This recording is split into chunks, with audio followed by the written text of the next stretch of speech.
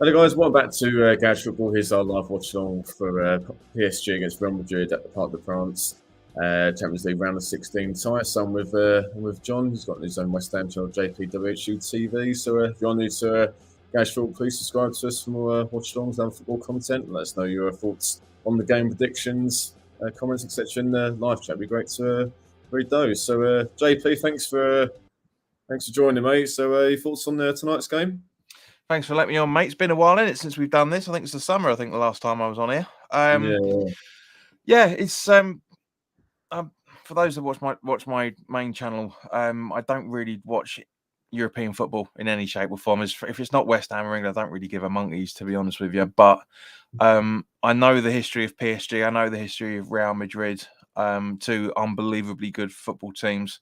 As we were talking beforehand, we were looking at the stats for their Champions League campaigns, and PSG at home are unbeaten in 3, and Real Madrid are unbeaten in 3 away. So it's going to be quite entertaining. I think this game. It's got very, very good squads as well, for that matter. And yeah, I think we're going to be in for an entertaining couple of hours, mate. I really think we will. Yeah, hopefully we haven't jinxed it. But yeah. Oh, Christ, I forgot about penalties. Oh, God, no. No, I'm joking. But yeah.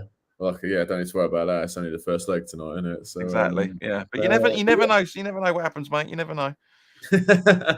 Exactly. So now, as you rightly said, mate, there's plenty of talent on the show for both sides, not only on the start 11s, but on the bench as well. And we'll come to the lineups in a minute. But PSG's bench in particular is absolutely frying, especially with Neymar. He's back from injuries. First, like he's made his first appearance for a couple of months, so he's back on the subs tonight. What one of the best subs you could ever have to have, one of the best players in the world, and he's only a sub tonight. So the ultimate definition of the super sub, isn't he? He really is. Yeah, no, 100%. So who's going to catch your or who are the players to look out for? There's obviously a lot of great players on the show. Well, for me, it's just going on reputation more than anything else. I wasn't very impressed with Mbappe over the Euros, as we were talking before we went live. So I want to try and keep an eye out on him to see what all the big hoo-ha is, because I don't play FIFA. So it'd be nice to see actual real football rather than people talk about what his abilities are. Obviously, Messi as well. Beautiful. It'd be great to see watch him play. And also Di Maria and Verratti in terms of PSG, but obviously from Real Madrid's side point of view, Benzema's a player I love. Modric, absolutely brilliant player. Mendy, of course, their right back. Cruz, and also even Courtois. I know he's had a bit of dip in form in the last few seasons, but still a very, very good. Both of them are very, very good goalkeepers. Otherwise, as I say, they wouldn't be unbeaten in the last 3 Champions League games. So yeah, he will be very, very likely to be an entertaining watch. Definitely. Yeah, hopefully, and definitely. So speaking of, just go through a couple of players before we go for the lineup. So as expected, Karim Benzema starting up front for Real Madrid, and he's one of them. Mate, he's 34 years old, but he keeps getting better with age. Like Lewandowski at Bayern Munich, they're just churning out incredible performances. Season on season, and Benzema, in La Liga, he's got 17 goals in 21 appearances, which is absolutely fantastic. In the Champions League, he's got 5 goals in 5 appearances. So he's definitely obviously one to look out for a Real Madrid point of view. And obviously you've got the aging centre midfield of Modric and Kroos as well. They're always technically fantastic. You've got Casemiro to help him out legs in midfield, and yeah, and obviously you mentioned Courtois as an excellent goalkeeper, and as well as Donnarumma for PSG. I look forward to seeing him, and Verratti and Mbappe. We've seen what he's done for France over last couple of tournaments, particularly the 2018 World Cup. Also, obviously that's a little bit of a backstory with Mbappe, because obviously he's likely, by the sound of things, he's going to go to Real Madrid this summer. So that'll be an interesting story in him playing against his potential future employers. So that'll be interesting. Well, yes, there is that. That's that subplot, the little audition. I mean, anybody that believed he was going to Newcastle 5-6 weeks ago were fucking idiots, quite frankly. But yeah, no, you're absolutely right. I totally forgot about that. Yeah, it looks like he's signed that pre-agreement or something. I was reading a couple of days ago. So that'd be entertaining to. But yeah, how funny would it be? Would be the old sort of like the Zaza thing. You know, when we played them in the friendly, he was absolutely brilliant. Came in for us as a last minute add-on and did fuck all. So it'd be funny if that was going to be the same thing. That's what I'm saying. I just want to see if Mbappe lives up to the reputation that he has. And from what I've seen in the summer, he didn't. So it'd be interesting to see what happens. Well, exactly, yes. And let's go to the comments quickly, and then we'll go through the lineup. So Dennis regular on Gashford. Thanks, mate. Yeah, Sergio Ramos derby. Well, bit of a weird one with Ramos. Obviously, he's been injured. He's obviously not playing tonight. So Real Madrid legend, of course.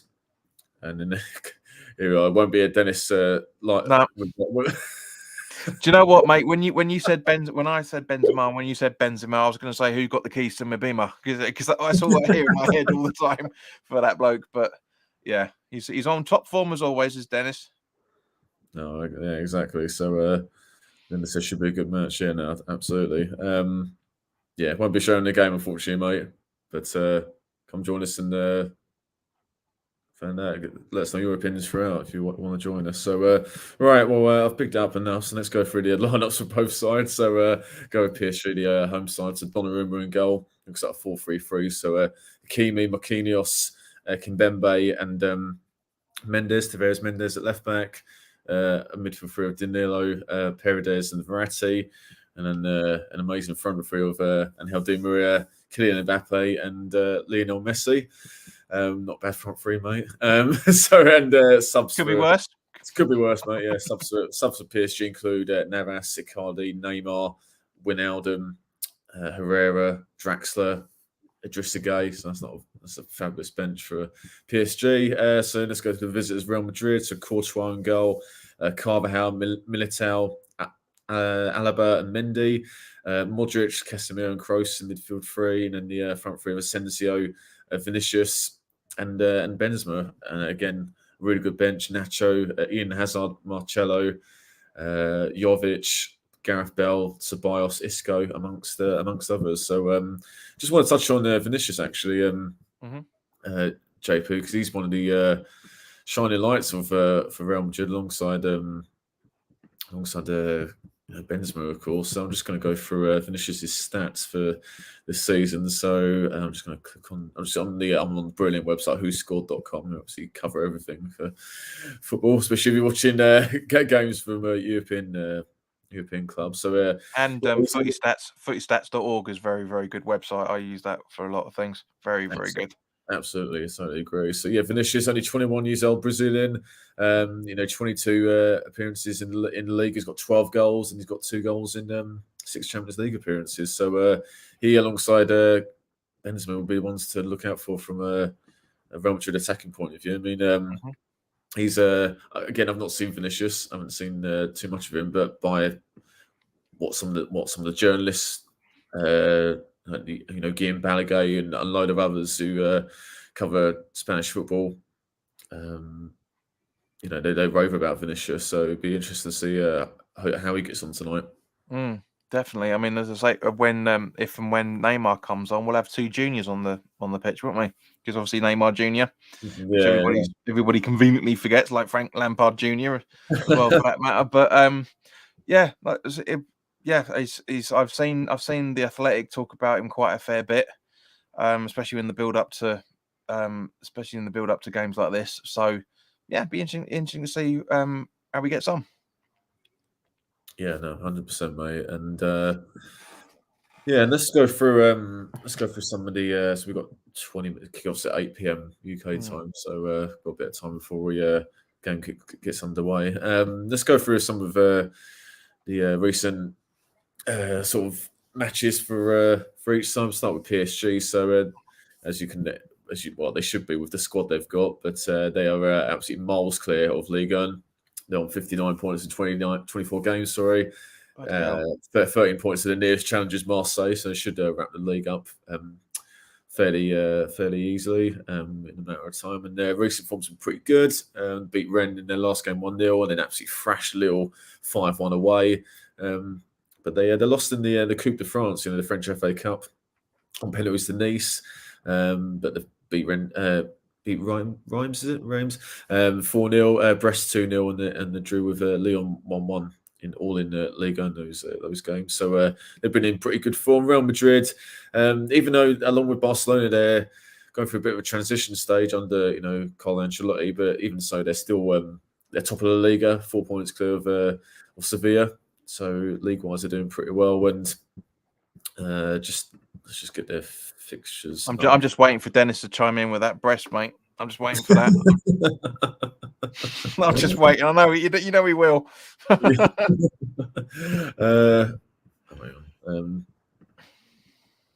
the wrong page. Trying to find Real Madrid. Consummate professional, sir. Oh yeah, I've got too many tabs open, mate. Here we go, found it now. So their form has been a little bit mixed in comparison to PSG. So they drew recently with Villarreal 0-0 in the league. They beat Granada 1-0, and they lost in the Copa del Rey to Athletic Bilbao 1-0. I think there was they got 2-2 with Elche. I think that was a last minute equaliser from memory. It was Vinicius. He scored in stoppage time. So and then they beat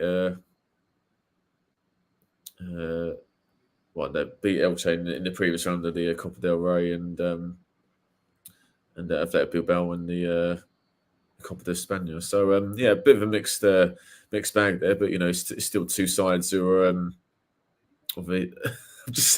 I've just seen Dennis's pun. Oh my god. Jesus Christ, man.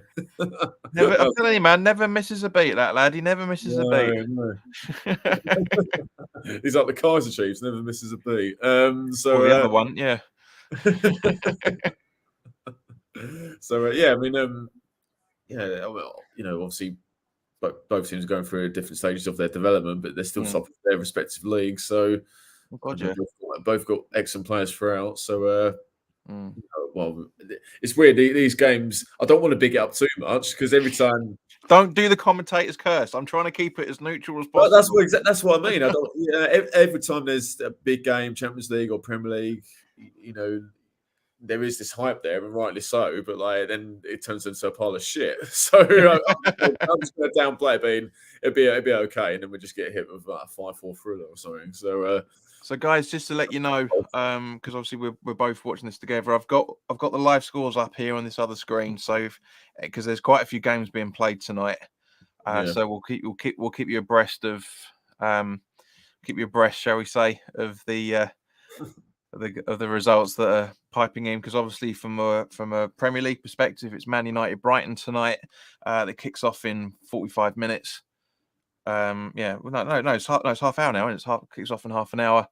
And so if with that could be very, very interesting in terms of league positions going into this weekend. Obviously, bearing in mind with the first game, West Ham Newcastle's the first game of the weekend, so that'd be entertaining. So I'll keep you guys eye on that. But if anybody that's watching hasn't seen the lineup, just go through that really, really quickly. De Gea in goal, Dalot, Varane, Maguire, and Shaw are the back four. So Shaw's in, Maguire is in the back four, so there's probably a point.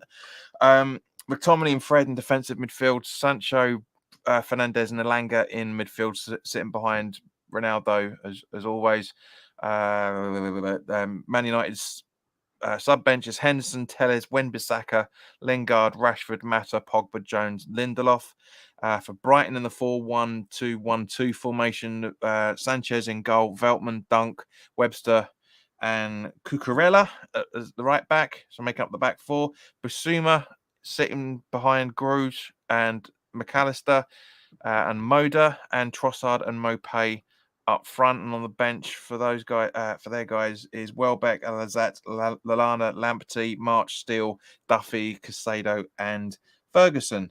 And the referee is not a controversial referee; it's Peter Banks. So that's probably going to be quite a normal game. As you can imagine. I do. As I say, all jokes aside, I mean, Bill, you and I have talked about this many, many times over the last, 2 or 3 years now. How is Maguire still at Man United? He's better at England than he is better than he is at Man United. I just don't get it. Never have done. Yes, he's had his moments, but I saw someone put up on Twitter the other day that because he tweeted a picture of Maguire blocking him for whatever the conversation was, and he said it's the first block he's made this season. That was quite funny. I did like that. But it'd be interesting to see what happens with him, because apparently he's one of the first to go, if you believe the rumors, in the summer. Apparently they're gonna try and bring in a free agent and get rid of him as soon as possible. Bill, you there?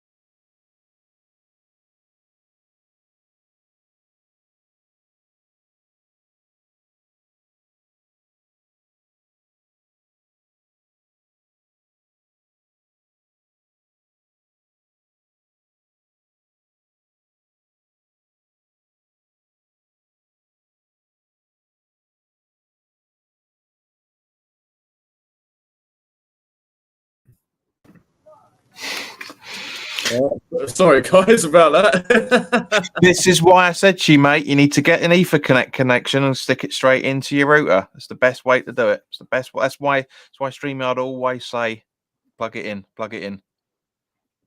No, exactly right. Sorry about that, everyone. So we're talking about Aaron Maguire. I think I was frozen just like Maguire. I think. Yeah, because I reset thinking it was me, because normally when and then I just saw your phone. So yeah, apologies, guys. So a very nice photograph of the PSG stadium for a couple of minutes, granted, but yeah, no, I just don't get it. I don't understand how he can be Man United's captain, much less in the starting 11 every single game. I don't get it. I don't understand it. Well, I think that price tag aside. I mean, same from a complete football point of view. Price tag aside. Well, United fans just seem to turn on him. You just scroll through Twitter and like Maguire getting out of our club and things like that. And he's one of the reasons why they're struggling at the back. I mean, you got Varane, but Varane's only back from injury. He can't do it all himself. Exactly. So yeah, so all right, let's go through about 10 minutes to kick off. Let's go through the live chat. So hi Peter, thanks for joining, mate. I'll see these games out yourself, not the great stuff. But, hopefully this game will change your mind, mate. So hopefully Well, at least it's not just me. Pete, don't worry, mate. I'm not the only one. I'm glad you're not sorry, you're not the only one that isn't really into European football. Cheers, Sharky. Thanks, mate. Yeah, hopefully West Ham will be playing the Champions League game next season. I'm like, fucking brilliant, mate. When we win the Europa League, we'll win, which would be good. So, well, there's a potential because Sharky's been on my channel as in the chat a few times as well, and there's a potential that if we do win the Europa League, that myself and Luke from the Free Hammers are going to sing live. They're going to do a live rendition of Under Pressure, the Queen song. So that'd be funny. Because when we got through to the Spurs round in the League Cup, he said he was joking, saying if we win a cup this season, then I'll sing a song on it on the live stream. And then obviously when we got through in the FA Cup round, I tweeted him. You might have seen it. I tweeted him saying, "Get practicing for May." Yeah. Oh, fantastic! All right, let's go back to the live chat. So yeah, thanks for us, Arsenal fans. So England is Maguire's level. Yeah, pretty much, mate. Well, you think it'd be the other way around, wouldn't you? You think it'd be better for Man United than England because Man United is supposed to be a better team than the England side. At least that's what everybody's been saying for the last 40 years, up until recently. So he's back with the banter already. Look at him. Imagine David playing like the Parc de France or like remember when there was chat of Leighton Orient going to have the Olympic Stadium. But can you imagine the scenes? Oh mate, that would have been funny. That would have been funny as hell. God. Oh dear. Right, so yeah, about 8 minutes to kick off now. So what's your score prediction for tonight, mate? Well, bearing in mind as we touched on earlier, it's the first leg, so I can't see it being out and out. But I'd rather say the bad things and the good things happen, rather than you bigging it all up and we just sit in, we're watching nil for 90 minutes. Yeah, exactly. But yeah, no, instincts looking at the team sheets. I'm going to say I don't know the players in and out. I haven't got very much expertise, but looking at the team sheets, the players I know, I'm thinking it's probably going to be 2-1 to PSG, but you never know. Yeah, yourself? Not a bad shout, mate. I think I'm going to go. I think both teams will score. I just think. It's a great point by Sharky. Yeah, nice one, mate. Yep, no way goals. Yep, that's a really good point. Makes it more entertaining, doesn't it? Yeah, but what would you make of that role? So I don't have a problem with them scrapping it, to be honest with you. Yep, no, agreed. Because we've seen games like, for example, what was it? One of the Spurs games a couple of seasons ago, or last season, I think it was, a couple of seasons ago, where they're up on goal, they were up on the away goals and just sat back. Even though they were drawing, they just sat back for 10, 15 minutes until whoever it was they were playing pressurized them and they got knocked out, if I remember correctly, as a result of it. But so it scrubs all that. It just makes it properly. You're focusing on like it is with any normal football game. You're just focusing on the fully the 90 minutes and make it a football. No tactics to counteract anything. You're just going out and playing football. It's the way it should be. I totally agree. It was brought in initially to encourage away sides to obviously score. That's why it was brought in, and obviously away goals counted double, really. But I think especially in this last decade, it's had the opposite effect where home teams are scared to attack now. Do you know what I mean? That's why I personally have no problem with them scrapping the away goals. Personally, the biggest rule I want to see scrapped is going back to how football was 50, 60 years ago, where if you wanted to get in what is now the Champions League, it's only open to those that win their highest league. That's it. Ever. Well, yeah. Unfortunately, with the UEFA, that's never going to happen. No, exactly, because it's all money in at the end of the day, and it obviously, the more teams, the more entertaining it gets. But for me, all right, maybe I'm being slightly too purist from that point of view, but it's the league. It's whoever wins the Premier League and whoever wins the FA Cup. Boom, straight in. Yeah, no, good points. I wouldn't disagree with that. So, Bill, and as a result of it, it make the league games and the FA Cup games more entertaining to watch because everybody will be trying to scramble for it. Yeah, no, 100%. 100%. So yeah, my prediction. I think I'm going to go with a PSG win. I think both teams will score, so I'm going to go PSG 3-1. It's my prediction. So let's know your thought, guys, in the live chat. Your prediction. So yeah, it's Sharky. It's not really a Champions Exactly, League. that's the point. Yeah, that's what I'm saying. Yeah, pretty much. Yeah. So you watching this on Now TV, JP? No, it's BT, isn't it? So, oh no, but you said you'd be behind me, wouldn't you? Yeah. Literally, because I'm streaming it. It's literally just, where are we? We're just Joe Cole's only just started talking, so I don't know if you're hearing it or anything, but because you said you're going to pause it when the kickoff starts here as well, didn't you? So we can win more in line. But for some, it seems to be the channel I've chosen seems on the streaming unit seems to be the most up to date that you can out of an IPTV server. So we'll have to wait and see. But yeah, it's been it could be quite entertaining, especially when we tried it last time for the FA Cup final. Two of us watching it on Now TV, and you guys watching it on BBC, and we'll go, hang on, wait, hang on, because I remember I was like the VAR man when that happened, because it's like, right, he's offside, no, he's not. Yeah, no, I think obviously it's difficult for us to all watch it at the same time, but if we can try and do it, then it makes it better. Hopefully this year, mate, if things go to plan, I'll be able to afford to be able to get it normal, so we'll be able to only be like half a second difference between the two of us, rather than probably a minute or so. Well, I'll just when we get on the way, I'll just pause it and wait for it to catch up. Right, let's see what the others have said. So Russ thinks PSG will win. Sharky's gone for a score draw 1-1. Hey, James is in the chat. Mr. Feather, hello guys.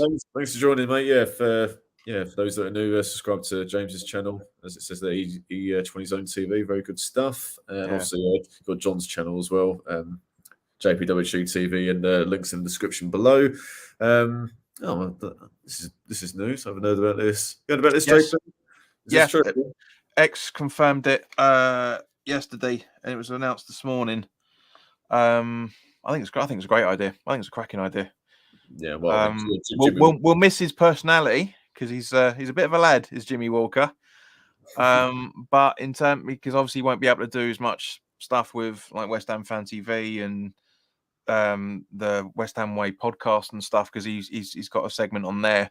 So that'd be interesting to see how his commitment gets in, what his free time can and can't be. But no, I think it's great. At the end of the day, the more ex-players we have, especially at that level, to teach them what West Ham used to be about before we got into this corporate bollocks that is the Premier League.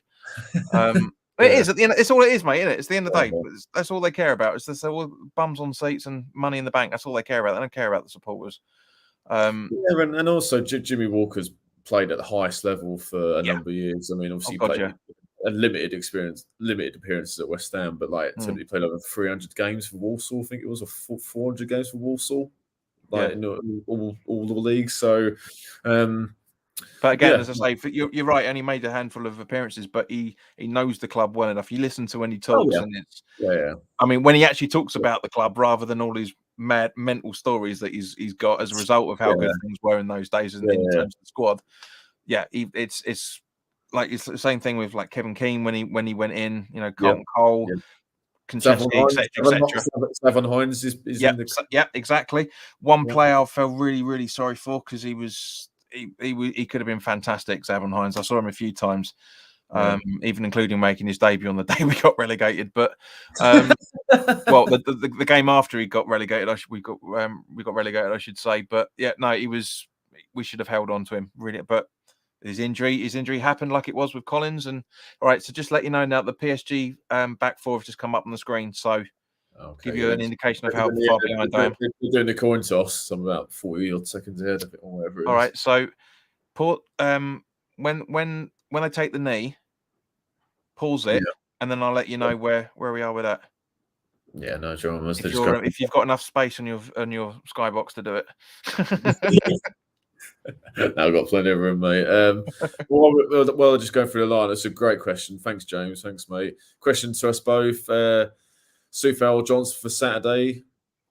JP, your thoughts on that? I mean, I mean, I think Fredericks could possibly be an option as well. But what do you think, mate? Oh, technically, James, I want to say wait 48 hours, mate, so you get to see my preview that goes up on Thursday. Get that plug in, boy.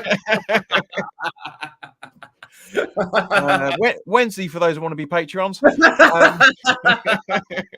Even better. But yeah, no. To be honest with you, Johnson all day long. I can't.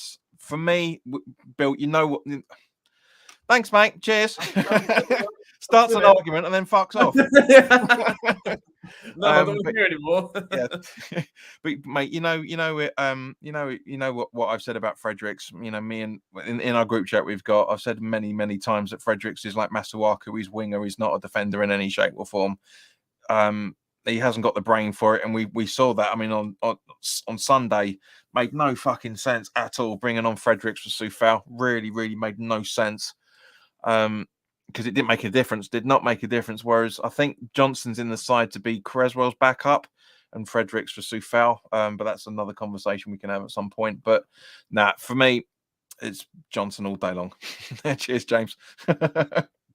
Yeah, I think I've paused it at 15 seconds, JP, by the way. All right. I knew you weren't listening. Go on. But yeah, I think I think Soufal didn't have his greatest game. His why he subbed off against Leicester. Harvey Barnes played very well against him. No detriment to Barnes, to be fair. He was just brilliant. He was brilliant all game. Yeah, exactly. JP, you're cracking up, by the way. I don't know if you can hear it. I can hear you perfectly fine, mate. Am I right now? No, on my screen, you're frozen. It's my internet. All right, can you see me? I think it's gone. 18, 19, 20, 21, 22.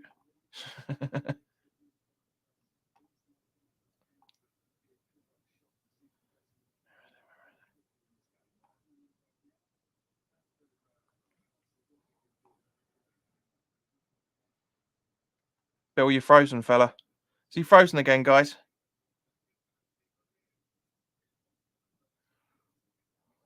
Bill, you're frozen, fella. Is he frozen again, guys? Yeah. Thank you, Sharky. Yeah, it's Bill's right. So we try and get so Modric is on the ball now. So I can try and do this as best as I can. Yeah, he's gone. So apologies, guys. Yeah. See, look, blames me, gives me a quarrel about it. Jane, honestly, Bill, get yourself a freaking Ethernet cable, mate. Plug your laptop into the router. You won't get any of this bollocks. You really won't. He's gone again. Anyway, so where are we? So let's have a look to try and see what's going on. So guys, yeah, as I said, I've got the live scores up here on the other screen, so I'll keep you posted on any new goals, any new things. Yeah, exactly, Sharky. Welcome to JP WHU TV. I'm not a member of StreamYard, so I can't put your comment up. That's right. They've got a Di Maria taking a throw in too quickly by the looks of things. Hopefully, Bill will be back in just a few moments. Apologies if you hear a backdrop of it, because obviously there's a streaming difference. Here we go, cheeky fucker. Right, 2 minutes exactly. Okay, I'll just go fast forward. Yeah, so 5, 6, 7, 8. So you see, mate, get yourself an Ethernet cable. What minute are you on? Sorry, 2:14 now. Okay, I'm 2:16. 16, 17, 18, 19, 20. Yeah. Yeah. Yeah. We're pretty much exactly the same point. All right, great. Okay. So, guys, Sharky, you'll be able to back me up on this. It's not just me where the channel freezes when there's poor problems. The problem I've got, JP, is was one of them. I've got a MacBook, which is great, but there's no way to put an Ethernet cable in. Oh, okay.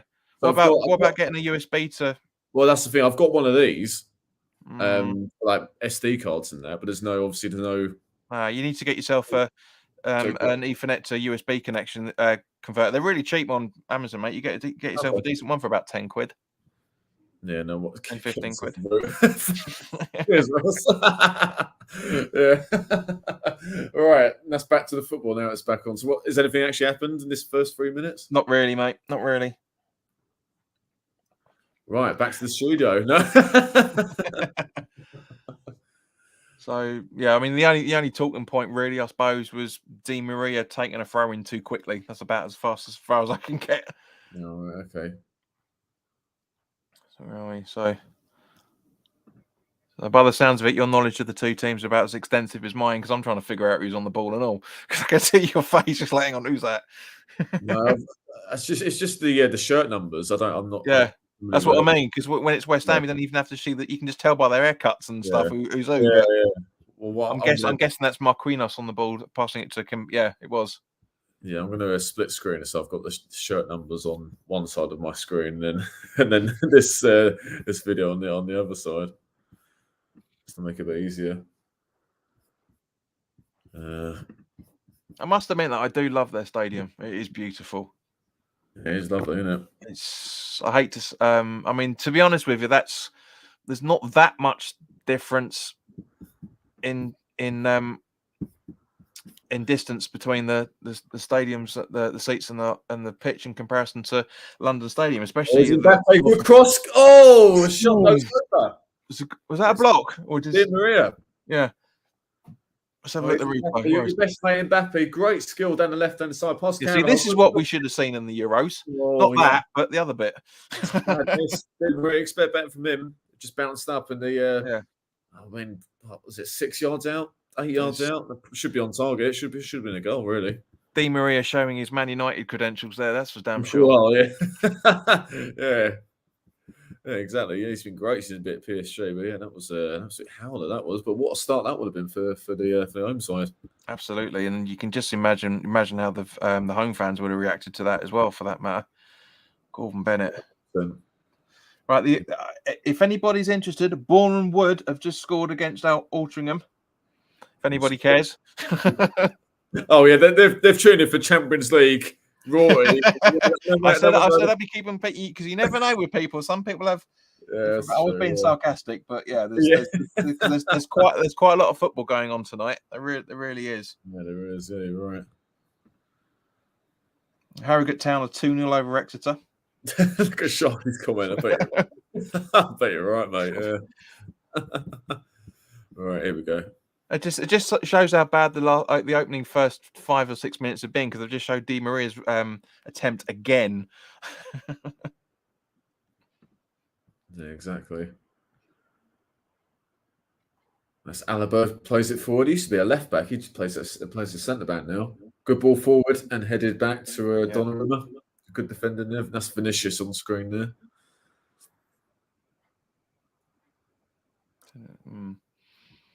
Yeah, no, it'd be. I'd love to do when me and my XX, when we went over to Barcelona. It was the one weekend that both of us could do, and bloody Barcelona were away. I was well pissed off about that, because I wanted to go up the Bernabeu and watch Barcelona at home, because I can't wait to do that. That's definitely for the bucket list. I've managed to do 2 games abroad. One was PSG have lost it. Geez, that's a bad ball. But so I was on holiday in Seville a few years ago. So it was the start of the 06-07 season. So on holiday in Seville, and me, my mum and dad, we went to watch Sevilla when we were there, and Sevilla won 4-0 against Levante, and Freddie Canute scored 2 goals. So that's a throwback. Wow, okay. So that was brilliant. That was, and then I think it was. Did you start singing Irons? When he got his praise. I was tempted to do that, yeah. Or like get one of those banners, whatever. Canute, can I have your shirt? Do you know what, mate? I fucking hate seeing that. I really hate it. Where all of a sudden it's just started becoming a trend over the last 2 or 3 years. In the old days, it used to be you used to be able to shout it to players, and they come over and do it, and it's like, "Can I have your shirt? Can I have your shirt?" I fucking hate it. I hate it. It's John, everything that is dead about football. It really is. John, just speaking my mate, we're all friends here. And Sharky, Sharky. Yeah, Man City, 7 minutes in, Mahrez has scored over Sporting Lisbon. That's a good start for City. City are away, aren't they, as well? Yes, they are. Yeah. Good stuff. So corner for PSG. Messi plays the Mbappe. Cross comes in back post. That was poor. That's a really poor cross. Marquinhos, I think it was. Oh no, he was waiting for. He's a defender. He was waiting for the cross. He wasn't happy with that. Yeah, so yeah, about 8.5 minutes. Sergio Ramos, PSG. I thought that was Andy Carroll then for a second. I thought, what the fuck's he doing there? God, someone did that. You on never know, mate. We've seen him in funnier places. Someone did that on Football Manager. I don't know if it's the most recent one, but or maybe last year's one, where they were PSG manager. They bought Craig Dawson, then retrained him as a striker. And they was banging him in. It's like, fucking hell, brilliant. Of course he would. It's a bloody computer game. Yeah. And Craig Dawson just brilliant. Well, to be fair, you know, at the end of the day, you know, Collins was a striker when he first started out in football and ended up being the centre back. You know, James Collins, and that goal he scored against Chelsea away at the start of the London Stadium season, that was unreal. That was a striker's goal. That was incredible. Yeah, no, definitely. I'll never forget that, because that was the first ever outing of my claret and blue boater jacket. First time I'd ever worn it.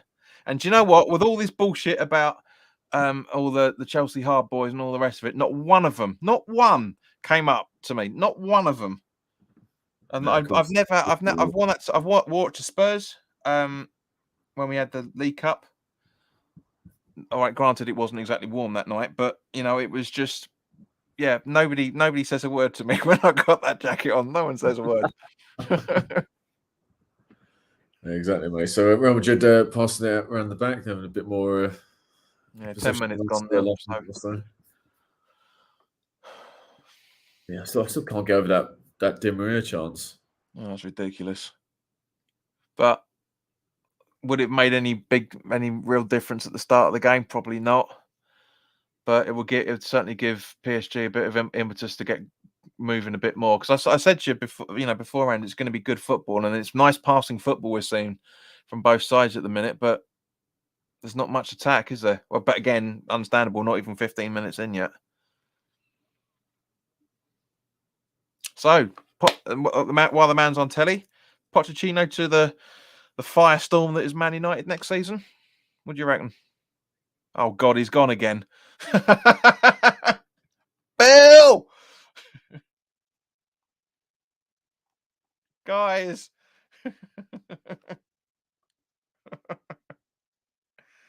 Honestly, and then my stream's gone as well. Fucking hell.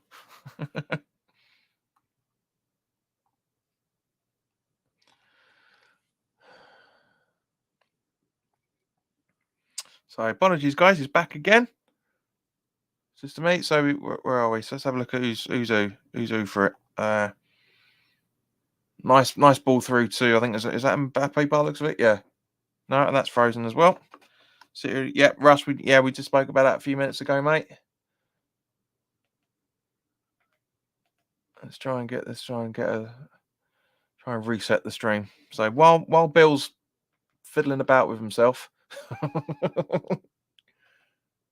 Oh, hang on. So yeah, apologies for the silence here, peeps, but it's the way it goes sometimes. There we go. I've got a bit more of a, I don't know why that's just loaded up. Bit more of a reliable stream going on, but more up to date. So let's have a look.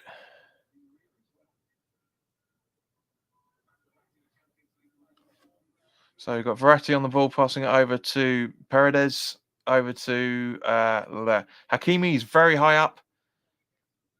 Paredes over to Verratti again. Now passing through back down to Mendes. Now Mbappe running in the box, movement, and goes out for a corner. So Bill, if you're clocking in, it's 12:32 on the clock here, mate. Russ says, I've heard that Bill has trouble getting it in the hole. His lead, I mean. So yeah, it's not bad movement from right. So where are we? So Messi's taken the corner.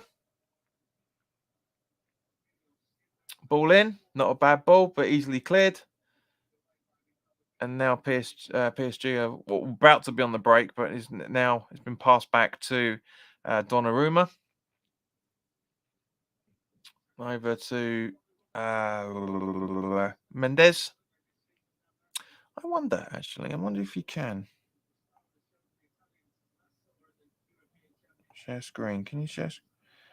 I wonder if cancel. I wonder if I can. Do you know what, guys? For those that watch my channel, I'm going to see if I can bring up the the scoreboard. That'd be entertaining. See if I can bring this up while Bill's piddling about. Wonder if I can. Might have to see the background of it. Sharky asking Mbappe to on a free to West Ham. What do you think? I think, mate, I want to have the same thing that you're smoking or drinking.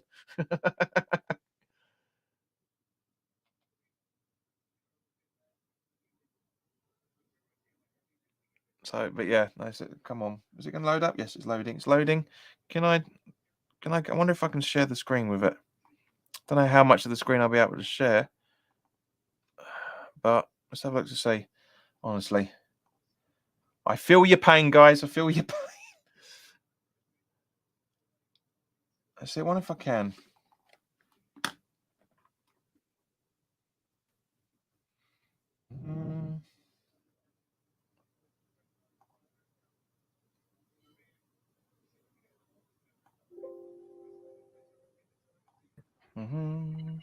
I'm back. Hey! Yeah, I'm now on 15 and 8, mate, if that helps. Oh, cheers. I'm on 15-13. Mbappe on the 3. Yeah, I'll take him, Sharky. No doubt about it. Well, my answer, I don't know if you heard it, mate, but my answer was the fact that I want what he's drinking. Because yeah.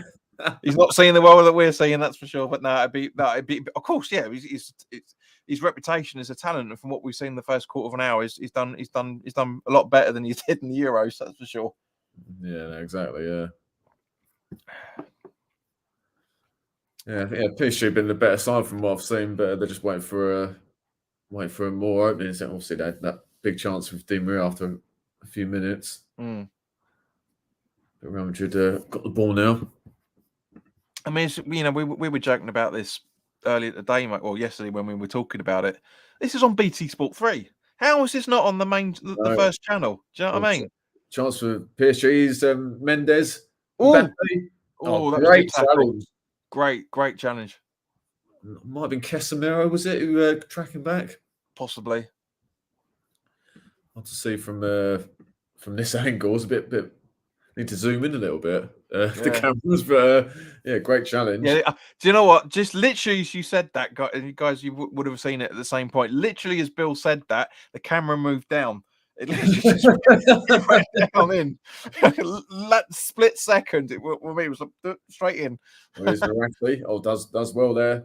Oh, very good. Oh, it's a bit. And the defender comes back. Comes really well. Militao for Real Madrid. Premier League, that's a free kick. That challenge, because he spins him, completely spins him. Oh, Mbappe. Oh, good save. Jinx. But yeah, that was great save. See, that's what Courtois is famous for. Those gut reactions. Doesn't quite catch it, Mbappe. He gets it on target. Goes past Carvajal, doesn't get back. Yeah. Yeah, gets enough on it. Gets it on target. Good save by very good save. Gets a side foot in it. Who played that? Was it Messi with the ball? I'll take it. Hey? Was it Messi with the ball over the top? I think so. More than likely. Well within his skill set, I'd say. I know, but he's only a little bloke, mate. I don't think he can run that quickly to get to that corner. But it's to take the corner. Even as talented as his legs are. Ball comes in, left foot, obviously. Not bad. That's not bad. Oh, that could have been an own goal then. Not that way. There's a appeal for a penalty by Kimpembe. Oh, no, come on. It bounces off the top here. That's no way that's a penalty. No way. It's a couple of chances there for PSG lost. Yeah, and Russ is keeping us updated. Man City 2-0 up over Sporting. Now Silva on the 17th minute. Looks like going to be a procession for Man City. On the sound of it. It's just come up on the screen now as well, for that matter. But is Di Maria on the right hand side? He's on the way back to Kimby, I think it is. Marquinhos, the captain. PSG is sitting a lot deeper than I was expecting them to be honest with you. I mean, I know everything's in their half at the minute, but good ball by Mendes. that was screaming out for someone, that wasn't it? Absolutely screaming out. It was a good ball back, but no one was on the end of it. Yeah. I mean, if where is his name? If Mendes had been a little bit further forward, he could have grabbed that. It was right. It was if you'd have read it a little bit, because there was so much space. If you'd have run into that, there's a very good chance he could have got on the end of that. Yeah, 100%, mate. I think probably that's one of the reasons why the camera person is zooming in, because it's all in the PSG's end, so we can't don't have to have a wide shot, because they just have to zoom it in there. Oh, well, it's Di Maria with trying to play ball with Messi, but gets a corner at the end of it. Yeah, in your own time, Lionel. Yeah. I love it. Well, it cracks me up because they do just go, here we go again, another corner. Short corner. Comes in. I'm not really sure what Hakimi was trying to do there. Yeah, not the best option. We've still got it, like PSG, Di Maria. Oh, that's well tackled by it's Vinicius all the way back there, number 20, doing his defensive duties. Well, maybe it might have been Verratti, because they were zooming on him. Sorry, yeah, no, sorry, you're right. PlayStation 5. Yeah, man. Has Sony not got anything else they can try and sponsor? I know it's for the kids and all that, but back in the day when it was just PS2 were sponsoring the Champions League, and now mate, I just remember it being Sony PlayStation, much less any of that. It was just showing that brilliant. Oh, it was Carvajal. It was the right back in the end. There was a brilliant challenge on the Mbappe, and had to be made. And he stood on his feet as well for that, man. I was expecting him to go down. Yeah, no, good. Again, Premier League. Straight over, isn't it? Yeah. 18, rolling over more times than the Catherine wheel. Yeah, no, exactly, mate. There's Marquinhos. Nice pass from Verratti. That's beautiful. Beautiful. There's nice by Mbappe, but good defending. Still got Mbappe on the left. That pass up from Mendes. Three players around him. That pass just before it from Mendes up to Mbappe before he got into a bit of trouble. That was great. That was a beautiful pass. It was again because he saw the space and did the pass so he can connect with him. Yeah, it's definitely a lot coming down the left hand side for PSG, as you'd expect. Like a replay of Barnes on Sunday, isn't it? Eh? Yeah, mate. That honestly, I love Soufal. I think he's a fantastic right back, but I just don't understand what's gone wrong with him. I really don't. Yeah, I don't know. I think maybe he's still having still feeling the effects of his injury he had. Possibly. Which might be something to do with it.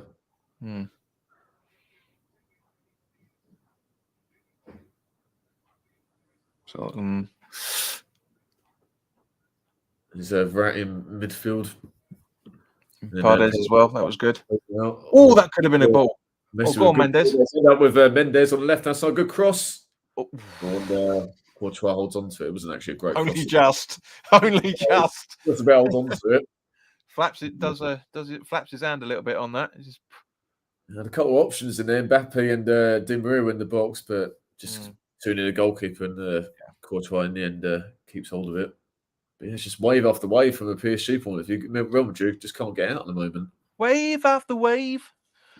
But yeah, we're 23 minutes in, and we got it's understandable. PSG 65% possession, 4 shots, 1 on target. Yeah, it's not a great It's surprise. about right, isn't it? It's about right. Yeah.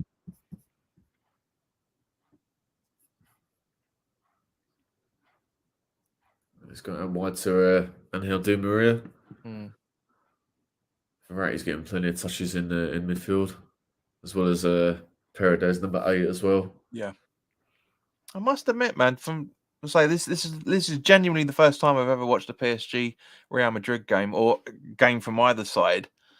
And I'm loving. I get it. Now I understand why everyone's been raving about PSG in terms of their attack and everything else. You know, it's very, very good.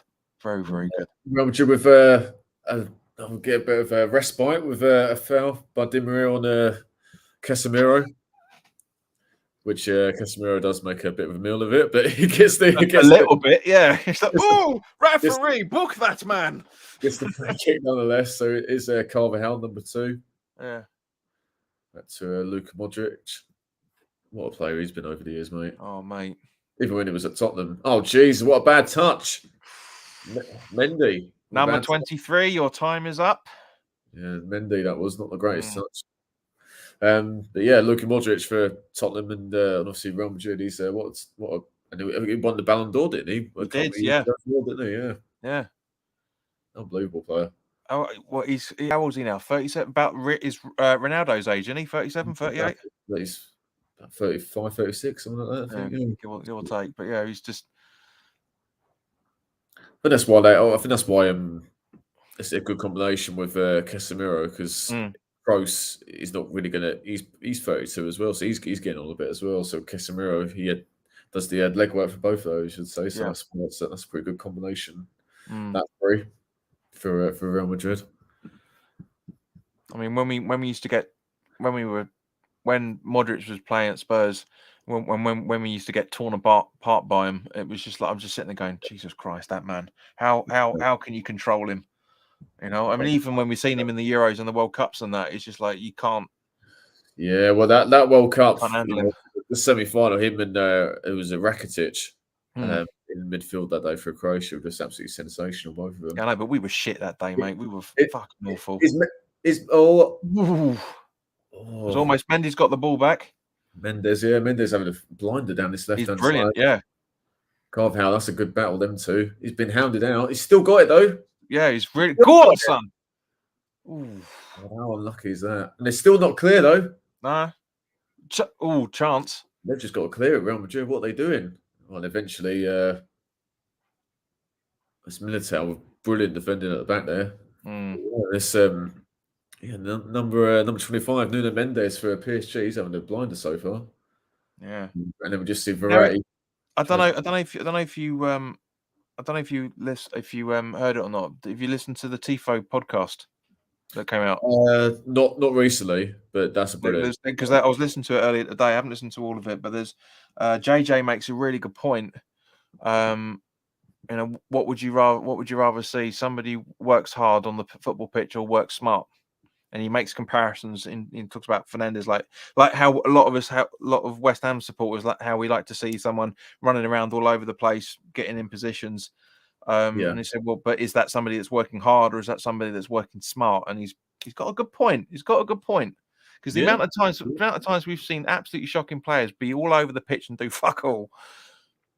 Whereas you look at players like for example, in Modric here is proving my point, that he will literally he will hunt the danger down and then get the ball, and then he'll pass it on when he can see it, and whereas other players will just get it and run, and 95% of the time that run will break down. So is that working hard or is that working smart? It's an entertaining concept he was talking about. Really good.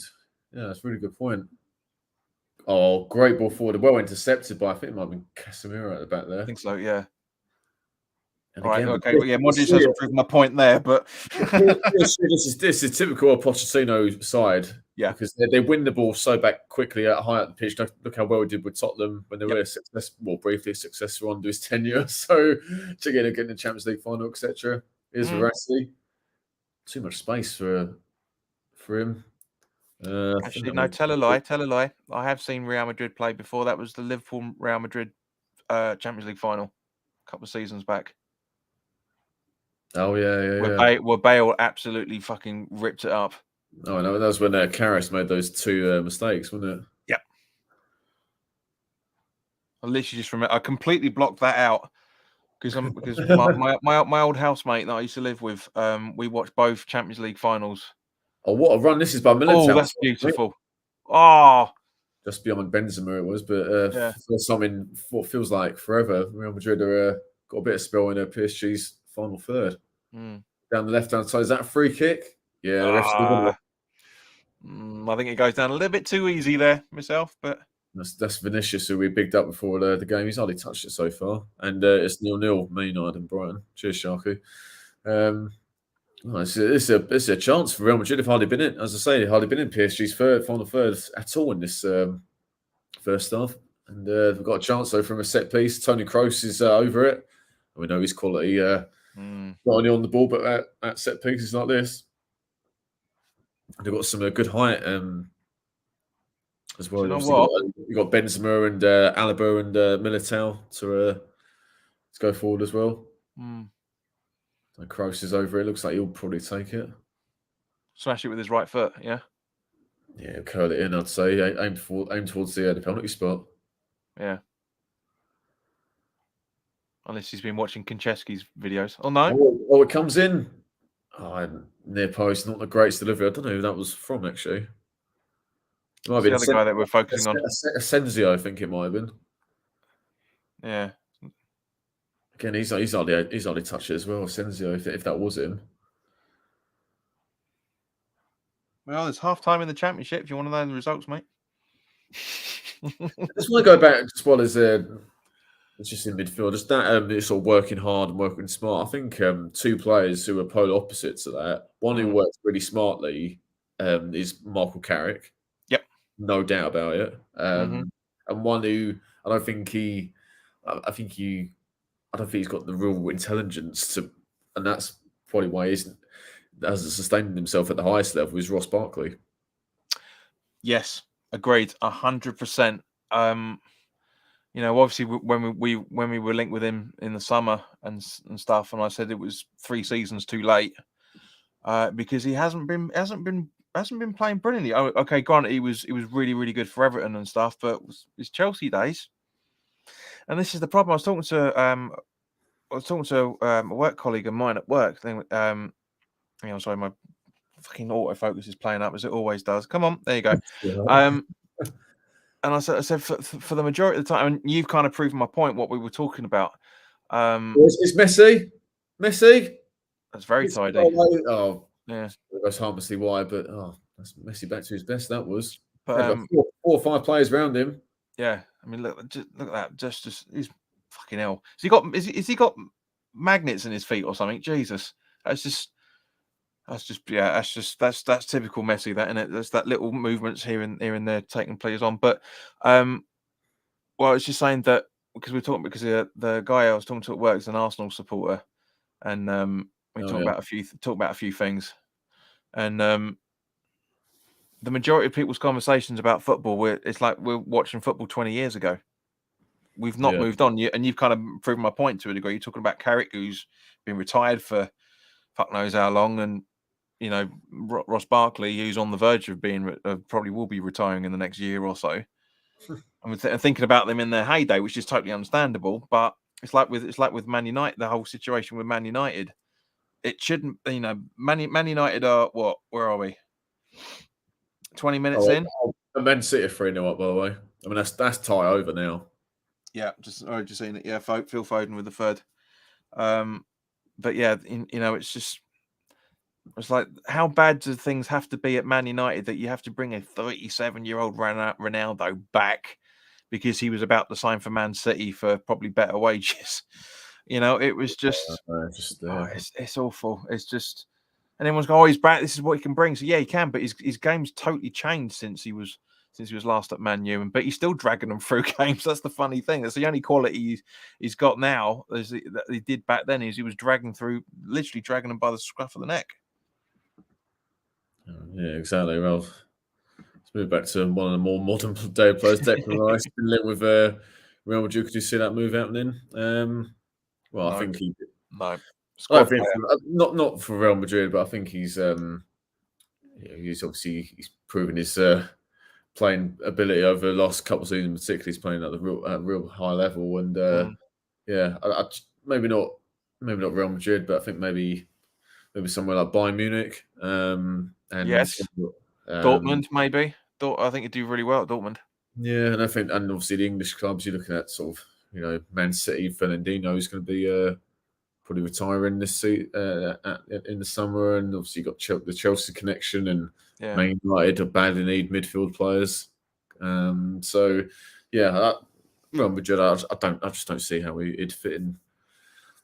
I mean, the whole Declan Rice conversation has been going on for 3 years. And it has. This is why we talked about it on Yaz's channel. So this is why I asked the question about when he changed his allegiance from Ireland to England, which ironically was like 3 years ago this week. Is that hanging over everybody's heads because he can drop a team at the drop of a hat?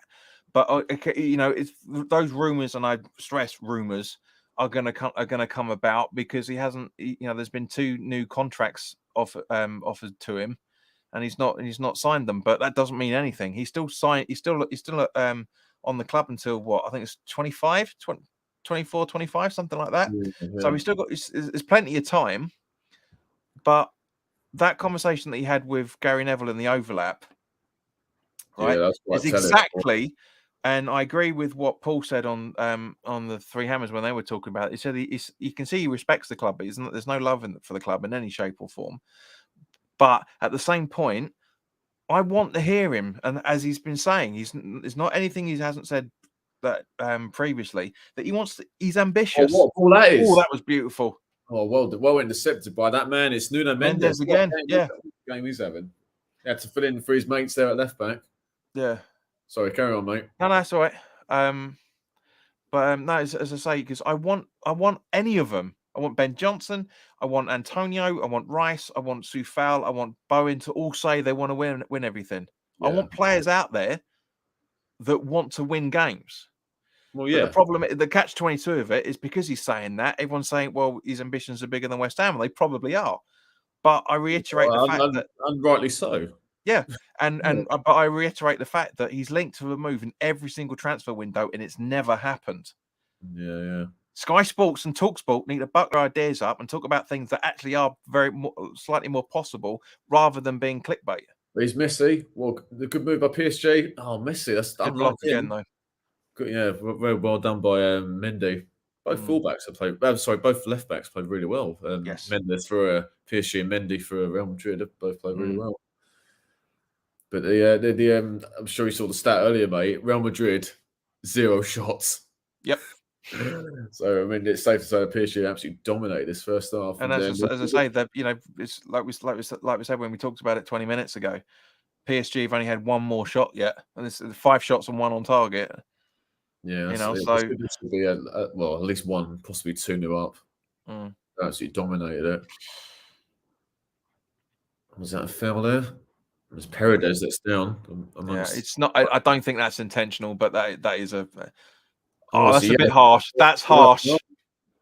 I'll have to see the replay, but gut instinct saying Casemiro does not deserve that at all. That's harsh. Seems it. Let's check the replay. It was a foul on his midfield rival Paredes. Let's have a look. That's the follow through. You can see his body language is looking at the ball. Oh yeah, that's not going to help. It might have been the afterwards, JP. We grabbed him on the throat. That might have been why. I mean, we've not seen that on the, but if it is for that, then that's totally justified. But in terms of, but there's no need for that reaction. There's absolutely no need for both of them to try and headbutt each other. There's no need for it. Yeah, unnecessary from both. But I think for the reaction, the yellow card was more than justified, I've got to say. Is there Carlo Ancelotti on screen? Very you could argue from one point of view, a very underrated football manager. From one point of view, but you are right though. He's won literally everything, and he goes under. It does go under the radar. I mean, obviously, had really good spells at Chelsea. and everything else is just or his international career before and afterwards were both as well. But you don't really get to hear him mentioned in top manager conversations. Yeah, no, you're right. Did the Everton experience blight people's vision of him? It's just weird. It's like with David Moyes. Yeah, had an unbelievable record with Everton. Goes to Man United. No one was going to do anything there. Went to Sunderland, couldn't help it because they were skint to the bollocks. Went abroad because his tactics didn't really work because he's not really international football style manager, and comes back and works wonders with us. So, kind of, I know everybody's gone over it time and time again, but people yellow this time before Verratti. And it's on Casemiro this time. My stream's just gone, so that's obviously a bit of argy-bargy there. Here he goes, back up. So 39 in 9 minutes, 39 in 9 seconds, I should say. But Verratti's just been yellow carded. Yeah. Challenge comes in. It's a foul, but is that yellow? I don't know. I think that's harsh. I think, judging by that. It was a little bit late, but nothing too major. What minute are you on now, JP? 39:33. I'll pause it. So I'm on 39:57. Yeah, because the really good one I was using it's just gone. It's got no, sorry. Let's try the backup one. Because I've got the good thing about the service that I use is that's too far behind still. Right, so you go back to that. So it's 40 seconds 40 minutes on the clock now. Okay, great. I mean, granted, we should have had that Declan Rice conversation at half time, but all right. But yeah, no, it's just it winds me up. It really, really winds me up because people are seeing everything on Sky Sports, and I reiterate, we've talked about this as well. Sky Sports is not the fount of knowledge that it used to be 15 years ago. All they do is they look at Twitter and other social media, see what people are talking about, and say Sky Sports sources bullshit. Twitter. It is honestly. How many times? I mean, like for example, I can't remember his name. That little smug little Herbert that comes on deadline day. Oh, Carve Solical. Yeah. And he comes on and he comes on and says, well, half of this is all bollocks. This is what's actually happening, and yet people still believe it every single time.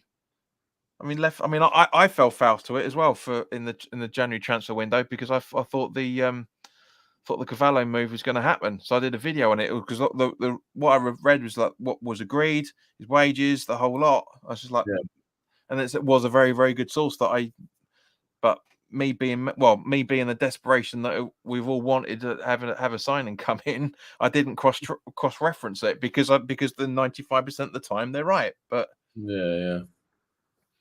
I even downloaded an audio clip to how you bloody pronounce his fucking name. That's how serious I took it because I genuinely thought it was going to happen. Oh, yeah, definitely, mate. Well, Real Madrid last couple of minutes have had a bit more possession. Yeah, starting to really grow into the game. Hey, Ross. Hey. Hello, chaps. How you been? How you doing, mate? You all right? Yeah, I haven't spoken to you guys for a long time. Yeah, it's been a while, hasn't it? It has. Yeah. Still using Works headset, I see. Yeah, they've actually given me a wireless one, but I've left it at work. I usually bring it home. But yeah, it's good. Not been a bad match, has it? No goals. Been all right, actually. Is Carvajal? Jesus. What Man City 4 now. Man City 4. Is Messi? Oh, chance. Mbappe. What time are you on? Takes his man on. Tries to find Messi. 42. Yeah, well, I'm 38 now, so we're all roughly the same. I'm 43. Don't look it. Well, no, yes, I'm actually 40 next birthday. My condolences, mate. But Russ, I turned 40 during the first fucking lockdown, mate. It was all. Oh, did you? I can imagine. Yeah. Knowledge, pretty much, Rocker. Yeah. So, Russ, do you agree what we were talking about how shit Sky Sports is in terms of football rumours and all the rest of it, or? I don't watch As a it gooner. anymore. I don't watch it anymore. Thank No you. point. See, not the only one. I haven't listened to TalkSport for ages until those idiots who wanted to try and take over West Ham were on. So you got to listen to that. But other than that, the only time I'd never tune into it. I always watch their videos on TalkSport, and half of the sorry, on YouTube I should say, and half I was going to say TalkSport. And half of the time it's when they've got guests on. That's it. It's when they got a guest on. Or Simon Jordan's going off on one. Simon Jordan's quite funny. He irritates me, but I have to say I do agree with a lot he says. Yeah, I don't mind him. Some people really slate him. I don't mind him actually. Yeah, he's not afraid to say what he thinks, is he? Yeah, no, agreed. And he is usually quite correct. He does usually have a valid point. Great Ooh. block. Great block, not for the first time, but I think it was might have been Alaba Militao, I think it was. Yeah. He's still flying forward. Cross comes in, well cleared. Alaba, I think it was that time. I just can't get out with Real Madrid. I've done well there. Is Benzema. Can he find Vinicius? Yes, he finds him. Right, it's half time now, lads. Can he take his man on Benzema? God, this would be a total shithouse. First half. Wait, come on, we're not playing Dennis roulette, man. Come on. Oh, I miss Dennis. Last time I saw him, he was having a right Barney on a Twitter chat group. Yeah, so nothing's changed, mate. Was that on one of those Twitter spaces? Yeah. I know what you meant. He was great. Yeah, he went absolutely ballistic about. I can't remember what it was. That was when Arsenal beat West Ham. Oh yeah, there's a load of gooners on there, and he was going. Yeah. He lost his proverbial. Oh, header comes in. Oh, it's well wide in the end by Casemiro. Sorry, Russ. Yeah, he completely lost his head, didn't he? And that's it. That's half time. Yeah. Well, somehow it's what a good first half, particularly from PSG point of view. It finished 0-0 at half time. PSG 0, Real Madrid 0. Full shape in that first half. Beautiful football from both sides when either of them have been able to get on the ball. Like we were saying, because it was predominantly PSG, but yeah, not disappointed. I did say to you there'd be hardly any goals. 45 minutes so far. You're right. So I really hope I haven't jinxed it from that point of view. But yeah, I mean, it's okay, fair enough. You know, Man City 4, Sporting 0 at half time. Is kind of a given. Whereas this is from my point of view, this is more of a proper football game. Do you know what I mean? Really good passing and just not many shots. Yeah, well, the PSG have absolutely dominated it. I think that header by Casemiro, I'm sure, was Real Madrid's first shot. Yep, literally. The whole first half. PSG dominated the ball. I think we've both been really impressed with Nuno Mendes down the left. PSG, Mbappe's had a lot of touches. He's looked the most threatening attack, and Messi's had a few touches. Di Maria had a golden opportunity a few minutes in. He should have absolutely buried it. He skied it over. Been watching too much the Six Nations, I think. Paredes and Verratti have had a controlled midfield. But Russ, what have you made that first half, mate? Yeah, PSG just hemmed Real Madrid in large parts of it. Real Madrid couldn't even get on the ball. Yeah. You would have thought PSG on a balance of play would be 1 or 2-0 up, really, because as I say, they haven't given Real Madrid a sniff. They should be with the chances. Yeah, 100%. Yeah, there should be. Yeah, Di Maria had that big chance, and Messi had that great run. If he was on his left foot, I would have fancied it to be on target, but he dragged it wide of his right foot. Mbappe's looked at a real threat. But yeah, I think Real Madrid. I think Mendy, the left backs play really well. But yeah, just the attacking players have just not had the ball. As you say, Russ, I think PSG just penned them in. And PSG, typical Pochettino, pressed from the front. They've won the ball high up the pitch. And it's only maybe towards the end of the first half where Real Madrid got out, and Modric and Kroos were starting to get on the ball, and Vinicius had a few darting runs down the left. But they need more from Real Madrid, otherwise they're just going to get absolutely hounded and being comfortably in the second half. Yeah, PSG playing a higher intensity game. Definitely. Just Real Madrid just couldn't get out of their half. No, they couldn't, could they? No.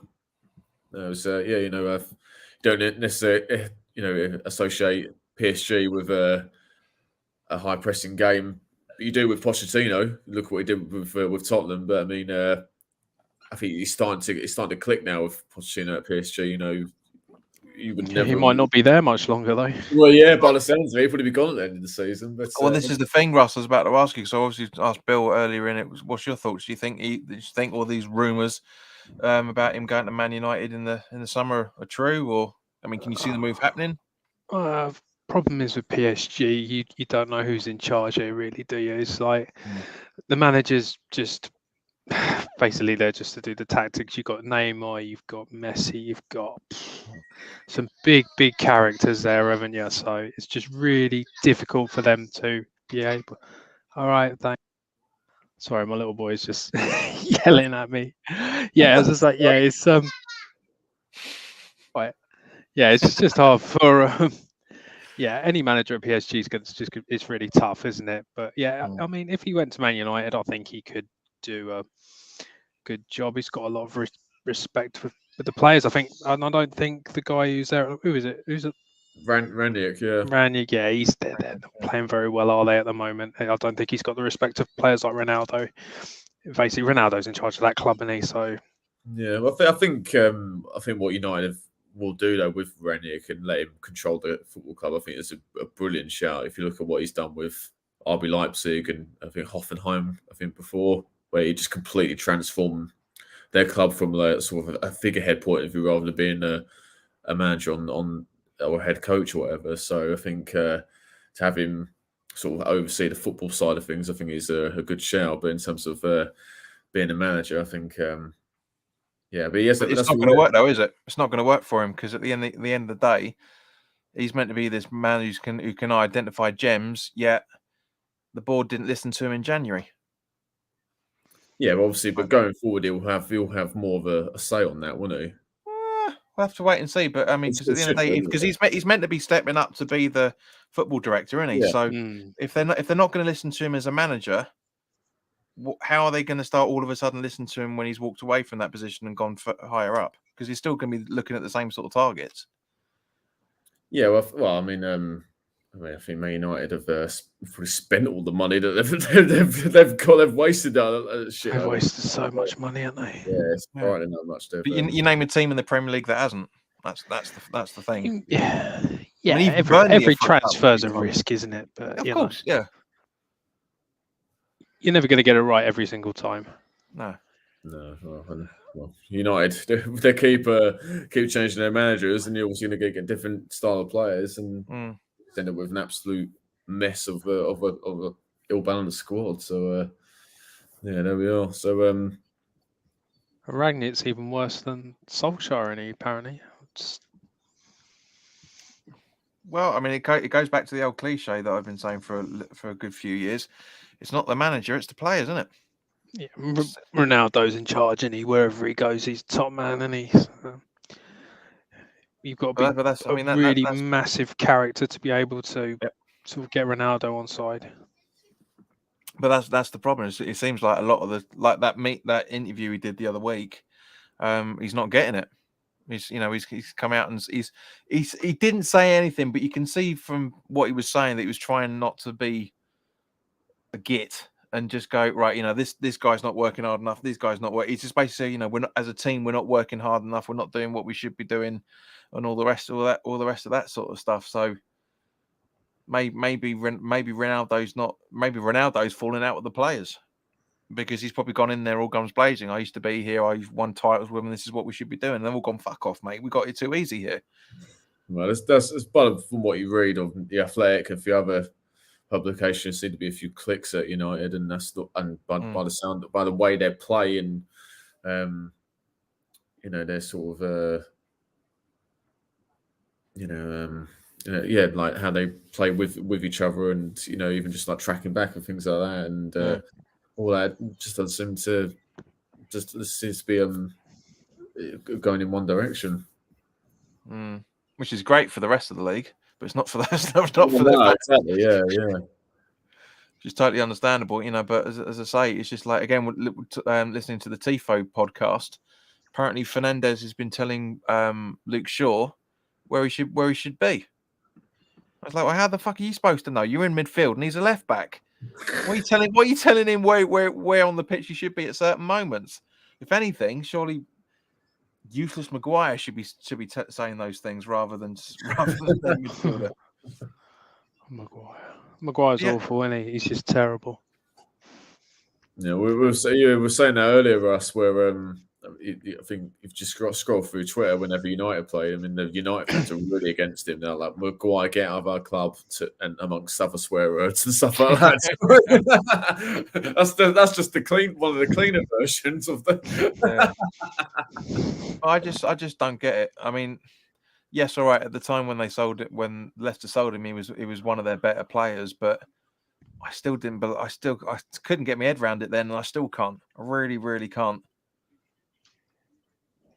Yeah, well, we were saying about transfers, and obviously they spent spent a lot of money on it. Just because you spend a lot of money on the player doesn't mean they're going to be a success. Exactly. Right. What was it? 65 million down or something? Was it something like that? Something like that, yeah. Because it was more expensive than what's his name? The Liverpool defender. Van Dijk. Yeah. I think it was, yeah. Pretty much. And this is what I was saying to you earlier, Bill, and Russ, I don't know what your perspective is, but for me, I don't give a shit about what the price tag is. I look about their abilities. And there is no way. I don't think, like, for example, from West Ham perspective, I never went, oh, Vlasic was 30 million, therefore he must be good. He needs to be ripping it up. I was like, nope, give him a season, see how he gets on. But I just don't get how Harry. This is how bad things are at Man United. That Harry Maguire is their fucking captain. Yeah, no. Including the return of Ronaldo in the summer. That's how bad things are. Yeah, you're not going to upset the apple cart by stripping a player of the captaincy just because Ronaldo's there. Ronaldo do everything in the background anyway. Exactly, but this is the whole point. Is the fact that to counteract it, they need a shake-up. Maguire's been their captain for what, 2-3 seasons now, and what have Man United done in games? Fuck all, nothing. Yeah. I think Sharky comes up with this is a really good point. De Gea is always their best player, no matter what style of play they try. Yeah, yep. I think how many times has he been player of the year at United? 5, 6 times, something like that. I assume. Yeah, he's a player prone to a wobble as well, though, isn't he? Exactly, I was about to say he's not. I mean, he's human at the end of the day. Do you know what I mean? He's always going to make a mistake or two. But that's the difference. It's like that old cliche: if a striker misses a chance, nobody really says anything. A goalkeeper makes a mistake, it's all over the papers for a good few weeks.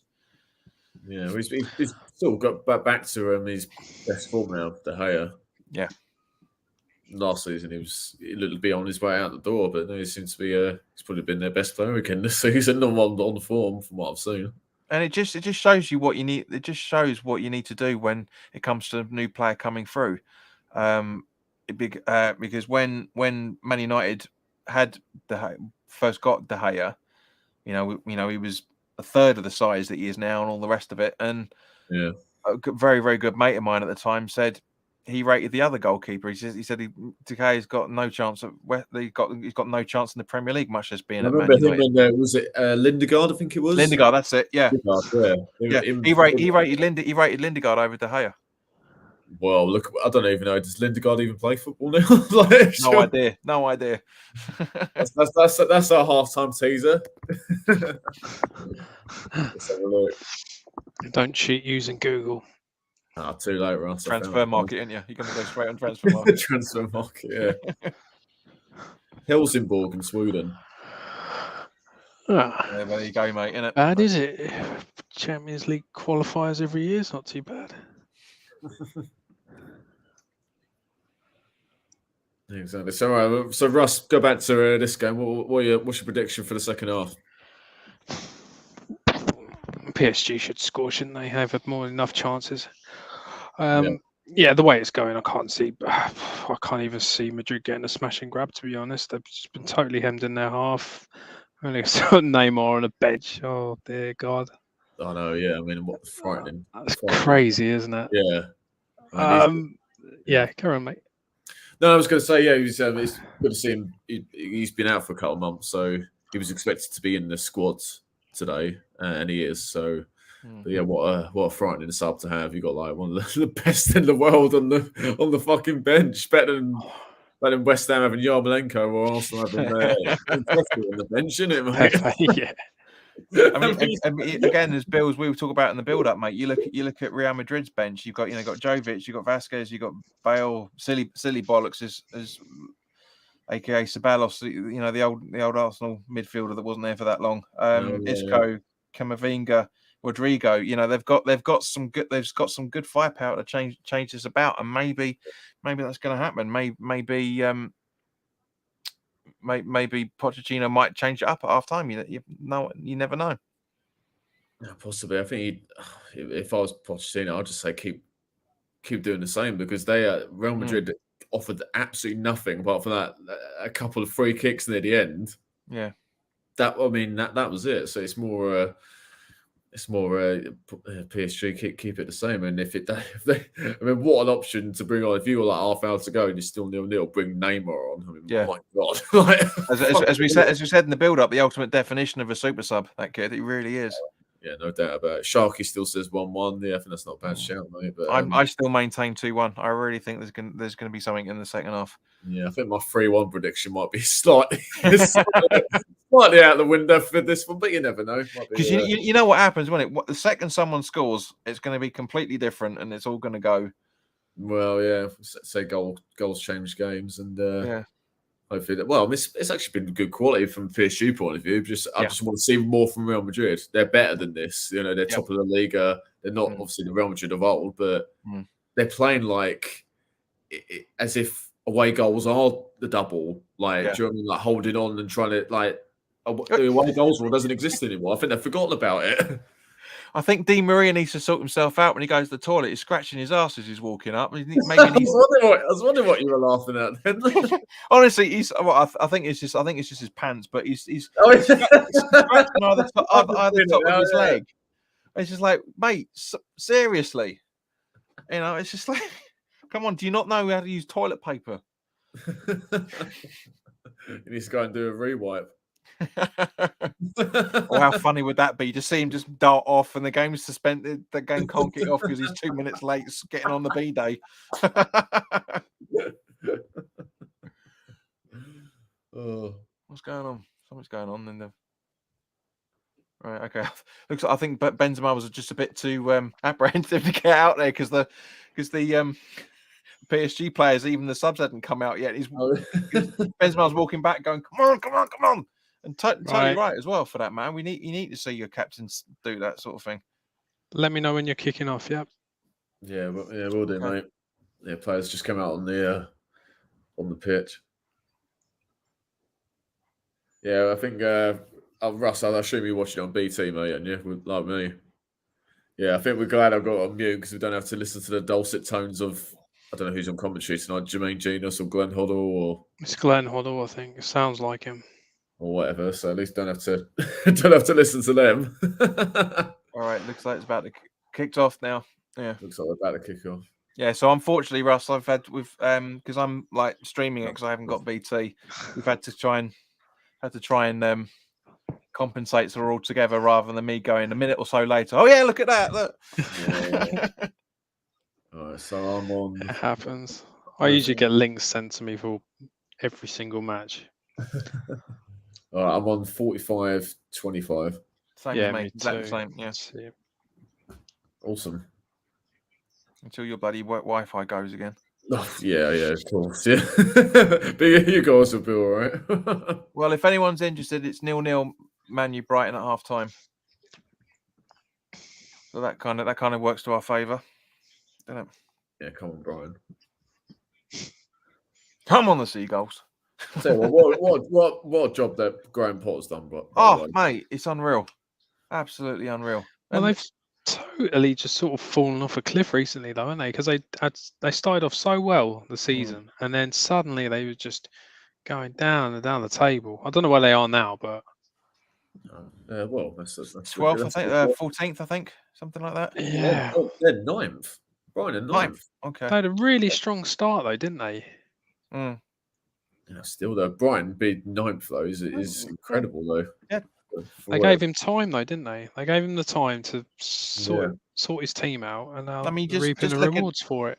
Just looking at the table for them, they've so far out of 24 games, they've scored 25 and conceded 23, unbeaten in their last 5 on 34 points. Yeah, it's unreal. Bonkers. Yeah. Yeah, but they didn't panic either. They brought him in. They didn't panic when it wasn't going great, but but then they just gave him the time, and now they're, as I said, they're reaping the rewards of it now. Yeah, and they last not summer just gone, summer before, they brought in some good players. They brought in a couple of good players this summer just gone as well, for that matter. They've got a good squad there. I can see why a lot of people are talking about Potter being the next England manager. Yeah, definitely. I think it's a little bit too early to have that conversation itself, but I can see that. I can see the thinking behind it for what he's done since he's come in. Yeah, and the style of play as well, like the improvement in certain players, like from like Chris Hughton couldn't get he's just a similar player like Adam Webster and Duffy and Dunk, all those kind of players.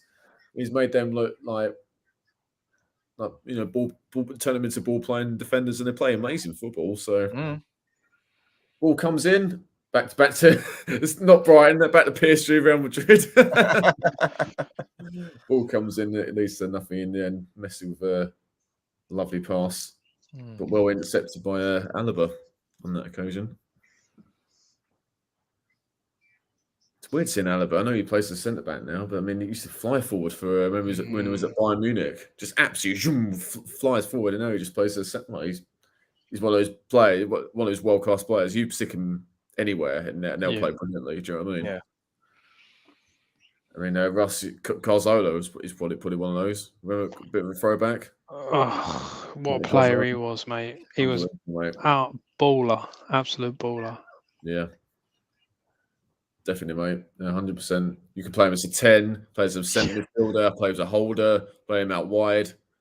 No, but I reckon if you played him at right back, he'd play fucking brilliantly. Do you know what I mean? He wasn't the biggest of scorers, though. He never scored many goals, but he's just left it all on the pitch. It's a shame we ain't got many of those. There's not many of those type of players in the world, really. If you get your hands on one, brilliant. But yeah, there's not many of them players about. Exactly, mate. Sharky says Brighton are playing well by the look of things. Yeah. I mean, just to go off the back of what Sharky just said there, where are we? Let's have a look at the stats of it. So, yeah, 59% possession, 8 shots, 3 on target. Oh, good move. Oh, what a save! Oh, great save. Courtois to get down well there. World-class save. And Mbappe with the effort. Lovely move by PSG. Great first touch. Again, same sort of reaction in the first half. Just again, the same hands. Really good save. Very good save. Very good save. And very good try by Mbappe as well, for that matter. But yeah, no, Brighton have had 8 shots and 3 on target. Man United have had 3 on 1 on target. No, I've just seen a tweet. I joked at the start. I said Maguire's in the back four. Man United are getting a point, and it looks like it's going to happen. I'm just scrolling through Twitter. Someone's just put the best moment from a Man United player versus Brighton at Old Trafford in the first half was David De Gea's save. Pathetic. He's not happy. Not surprised really about something. What's happened there? Di Maria? Miles over. As Bill, as I said to you in the first half, mate, showing his Man United qualities. Yeah, yeah, exactly. Yeah, that was a weird move, in my opinion. Di Maria to Man U. I didn't really, because he wasn't on the best of his form at the time as well, for that matter, was he? He wasn't playing brilliantly before he moved to Man U and didn't work. And and they very quickly got rid of him. Was it season and a half, 2 seasons? It's like Veron, wasn't it? Just one back season. in the day. Just one season, I think he had there. I think it was. Yeah, I know it was short. Well, I think he scored an absolute brilliant goal against Leicester. I think it was. We hit on the volley. I think I think it was that game. But I think that when like United went like 3-1 up or so, and Leicester won 5-3 or something stupid like that. I think Cambiasso. I remember that. I remember that. Yeah, he scored for Leicester. I think they won 5-3 at Leicester. Yeah, Leicester 5-3. It was. That was the title-winning season. That wasn't it? That was the season before. Oh, was it? Okay. Yeah. Yeah, and then I think with Di Maria, I think just put a little bit in perspective. I think his house got burgled that season. I think it was then, and then there just wasn't the. But then I think Louis van Gaal made some weird signings at United, but he also got rid of players as well, like too early, in my opinion. Yeah. And like he sold Chicharito, Danny Welbeck. Do you know what I mean? Like, they could have done with those kind of players for another season at least. Good double save from Courtois then. Gets all of it in the end. Yeah, PSG just said, oh my god, the pressing from the front is amazing. Look at this. Look at nobody attacking him in any shape or form. Is Verratti too long. Mbappe toe punts it. It's well blocked by It's just what I was saying there. Hakimi's running into the box. Absolutely no one's going to him at all. It's just okay. Granted, but because with the two centre backs being close to each other, if one of them went, there's space and stuff. But still, it's weird. Just carried on from the first half. That's nice. Yeah, it's Real Madrid just look overly nervous. Yeah, they just can't get really it. Mbappe cuts inside. Oh, nice ball. Shoots. Great, Courtois. But yeah, he's finding his range. It's the first time. Gets it on target, but straight at Courtois. I don't think he even looks at the goal, does he? I just puts his head down and just boots it. That's one of those phrases, isn't it? The goals never move. That's true. Yeah, goals never move. And Messi knows about goals more than anyone. A little bit, mate. Yeah, just a little. Well, I think he's scored a few over the years. I'm not sure why. I'm not sure. Only a couple more than Danny Welbeck. I like Danny Welbeck. He came to Arsenal, and I thought, oh no, not another one. And he was injury prone. Don't get me wrong, but he was whenever he came on and whenever he played, he always gave 100%. And it did change my opinion of him. He was always his debut was a cracker. His debut was an absolute cracker. And then for England, he was always playing well for England. Yeah. Oh mate, that goal he scored again in the Euros against Sweden, was it? That back? Oh yeah, that back, yeah. Oh, shot comes in. Close. Kroos that, wasn't it? Oh, he takes a swerve as well. Watch the flight. Look. Yeah, that's great technique, but Donnarumma was fairly comfortable with that one. But yeah, I think that's only Real Madrid's second effort in the whole match, I think. Let's have a look. Where are we? Yeah, pretty much. Yeah, don't want to give Toni Kroos time and space. He'll find the target eventually. There we go. See, this is the Real Madrid that you were talking about earlier, Bill. That they are better than this, and all of a sudden, now they are starting to attack. Well, that's the thing. It's easy said than done, but they've got to beat the press. They've got, whether it's Courtois or whoever one of the centre backs, just chip it up to Benzema or chip it towards Kroos or Modric. A bit like how Ederson does it for Man City. Yeah. If a team's trying to full court press City, he'll just chip it into midfield, and then they're away. Then I fucking jinxed it now because they're just playing it back. I literally just going saying they've been attacking, and now the second I said that, they're all playing it one pass, one pass, back, one pass. This is slightly better though. One touch. You got two of the best technicians in world football in Kroos and Modric. You get them the ball. Yeah. Just give they'll find you. They'll find you eventually. Yeah. It's just that's a bad touch. Unlike him. Oh, chance for PSG. If they can find the right boys for Verratti, he must have had more touches than anyone, I'd say. Probably. Here's Messi. He's got Hakimi next to him if he wants him. Verratti. Stuttering. Oh, well blocked. Yeah. But they've still got it though, PSG. Is Nuno Mendes. Is that back to Verratti? Is Mbappe? Time and space. Takes the shot. Again, straight at Courtois. But yeah, they're peppering these gloves at the moment. But at least they're trying it. Do you know what I mean? At least they're having a go when they get the ball. Yeah, I don't mind that when teams just have shots. Don't mind that. They're all straight at the keeper, though, aren't they? They're not really high quality chances. No, the one from Mbappe at the start of the second half, that was outstanding. But the others went straight at him since then. Good challenge by Oh, get Danilo. up, you pillock. Oh, what's that? That's at least a second after he got the ball. At least a second. Who's that yellow for? Is it? Well, Casemiro's already been booked, but that's for Mendy. That is. Misses. Interesting. Mendy. Did he say he's going to miss the second leg? Yeah. Well, next match, but yeah. That's a definite yellow. That's a definite. Some of the yellows today have been questionable, but that one, my God, that's. Yeah. Looking at it live, it looked like it was. It was just a follow through, but yeah, no, yeah. Agreed. I mean, slow mo makes it look worse anyway, but yeah. This Arsenal player is a straight red. Where we call him as well. Give Xhaka a straight red for that, mate. Well, see, that's the thing. We shouldn't have. Players shouldn't be booked because of previous. Right, do you know, right, because there's a stat out, right, like the last time Burnley got a red card was something like 3 seasons ago.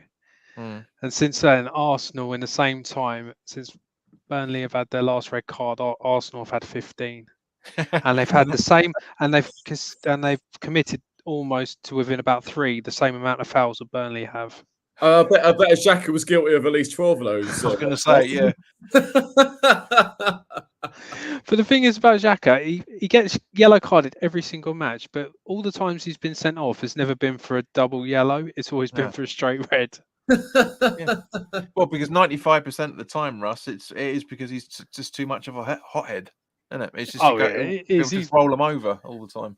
But most of the time, right, he has these brain. Arsenal have had these players like David Luiz and like Xhaka just ultimately have these brain dead moments. But 90% of the time they're decent players. They really were integral to the way we played. Like Xhaka, when he's not playing, we miss him big time. It's just the way that we're sort of set up with him. Yeah, you need a sort of like a kind of like a Vieira that actually knows when to make a challenge, don't you? You never get. I don't know how many. There's not many of those players about either, unfortunately, is there? Well, Partey could be that player, but he's too injury prone, isn't he? Yeah, there is that, but no, I've watched Arsenal because Jules was a boy as an Arsenal fan, so we used to watch a lot of Arsenal games together. Partey, yeah, I've got to agree, Ross. I don't think he's got it from that point of view. I really don't. I mean, Partey's. I mean, he's. I could count on one of my hands how many good games he's had for us. It's been really unfortunate with injuries, but yeah. I mean, he was playing with Lokonga, the other lad we brought in the summer, and that partnership's absolute pants. I know they haven't played much together, but we need Xhaka so badly in that side at the moment. If we're gonna shows how bad things are, though, mate. If you need to, you've got to rely. I was going to say people to it, JP, mate. Yeah. Oh, he's Messi. Good block. Comes out doing Mbappe. No. Where you going? What was that? What was that? Yeah, it wasn't great. Here's Carvajal. Oh, clear it, son. Casemiro is surrounded by PSG players, and there's no surprise they win the ball back high up the pitch once again. That's spacing. Hakimi, good challenge. Ooh. Oh, well played. I think Kroos has got it now. Yep. Again, PSG get another foot in. Caval's not done too bad this second half, has he? He's done all right. They're right back. Mbappe. Oh, tackle. Really? That's got to be a penalty, isn't it? I don't look like it might be one of them. Oh, Carvajal's not complaining. I reckon it must be a foul then in that case. Yeah. He might have got, did he? Yeah. Oh, it's a foul. Yeah, no doubt about it. Yeah. Look like it's late, got the ball. No intent, it's late. It's just late. Knee to knee. Yeah. That's a stick on penalty. Good decision by the referee. Send him off. Yeah. And Mbappe's looked to threat all night. The VR checking it. There's an Arsenal player who gets sent off and you get given a penalty. I'd be amazed if they overturn this one. That's a stick on for me. Check VAR. VAR. Rubbish. So Lionel Messi's going to take this one. against Courtois. Well, VAR's used better in the continent than it is here, mate. That's for sure. Well, 100%, mate. He's Right, here we pissed off, go he's then. gone. Here we are, Messi to take. What do you reckon? Bottom left? I think he's going to stick in the top corner, one of the top corners. Here you are, Messi. Oh, good save. He saved it. Oh, you Good knew save. Courtois was going to save it. Just Great knew. save by Courtois.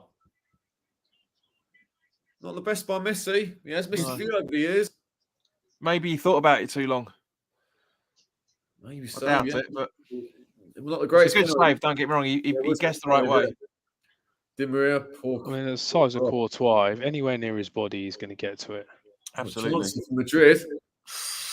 Oh, that's got to be a yellow card. Come on, Yeah, that's a foul. Yeah, big time. And it's Danilo for PSG. Did a Fernandinho special there. A foul on the halfway line. Had to make that one. Vinicius was running away there. There was a chance there. Just grab. Yeah. He knew exactly what he was doing there, didn't he? Well, yeah. It's just late more than intent, but yeah. No, he didn't. Yeah, Messi didn't. Good save. He didn't catch it well at all. Didn't catch it at all. Well, it's just his arms like that, wasn't it? It's just... But still, no, it's a very good save by Courtois. Mm. And as you say, Russ, if he's anywhere near it, he's going to save it, isn't he? With the size of him. Yeah, he's 7 foot and he's massive. I didn't really rate him when he was at Chelsea. Ronaldo's just scored. Oh, yeah, concerned, yeah. Oh, no, no. come on, man. Come on, Penalty, probably. You think of the guy of his age, he's still how he can still keep going the way he does. Amazing.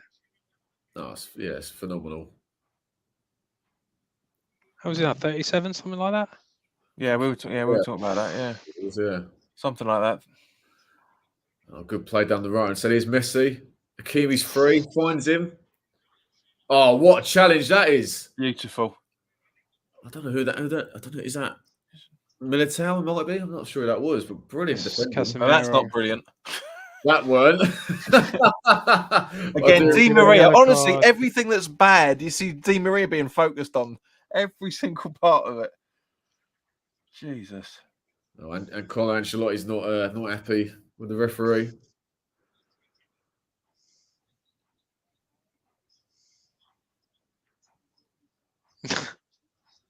I can't believe he was at He's Everton. got a point. He's got a point. I don't know if you guys read this the other day, but I think Ancelotti was saying apparently he's got to apply for his pro license or something again because of his age or something.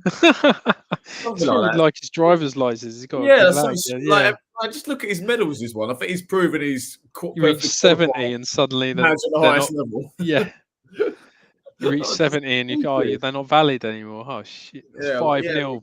5-0. Bloody hell! I'll find it in a minute. But yeah, oh God, I couldn't believe I read that.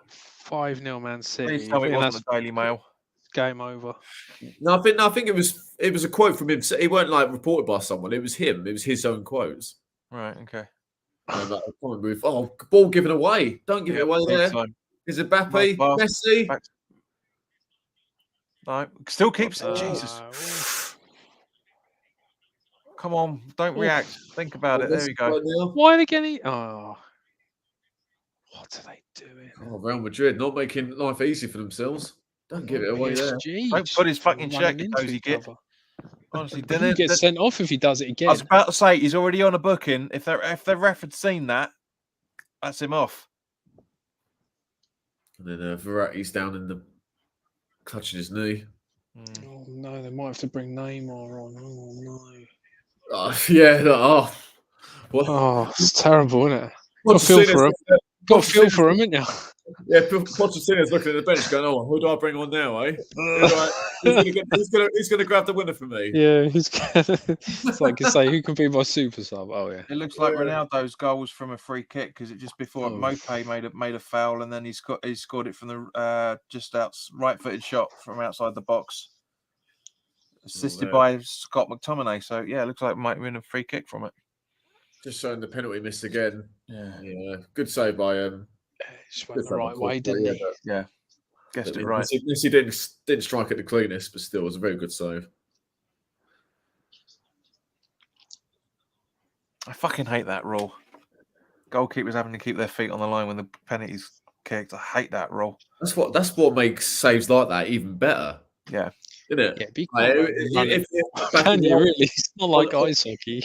On the old rule, I mean, granted, he's 6'9", but still. You say to beat him, it's got to be a bloody good penalty, right in the bottom, right in the corner, isn't it? Really? Yeah. At pace. Yeah. That's one bit surprised that Messi didn't maybe go for the top corner maybe, but easier said than done, of course. Because he normally does. You're right. He normally goes up for the top left or top right, but well headed away. I think it's a high pressure game in it as well, though.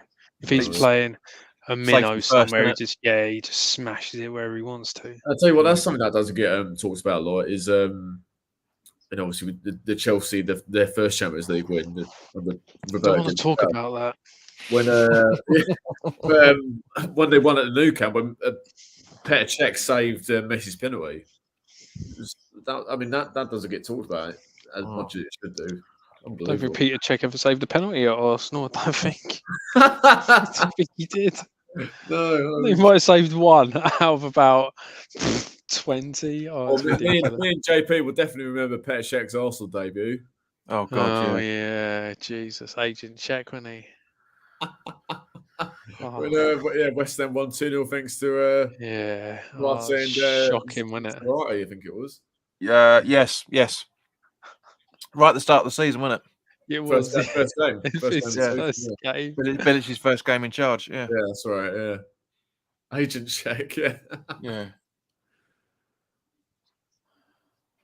Again, he's not a player that gets enough plaudits from one point of view, in my opinion. Because Petr Cech, I mean, he's a fantastic goalkeeper. He was, and that's what I'm saying. A lot of people just don't.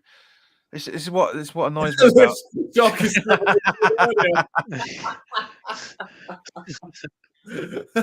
I mean, me and Bill were talking about this earlier, Russ. It's just the fact that, in general, football fans have got such short memories. They only really remember the last 2 or 3 seasons, or as a player or as a manager. They don't really remember further back when they've been really good. Where they've had some unbelievable stuff that people go, well, maybe, but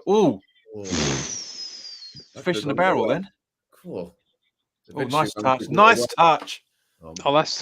handball, Messi. Come on. It was a nice little touch with his head, though. Really, yeah.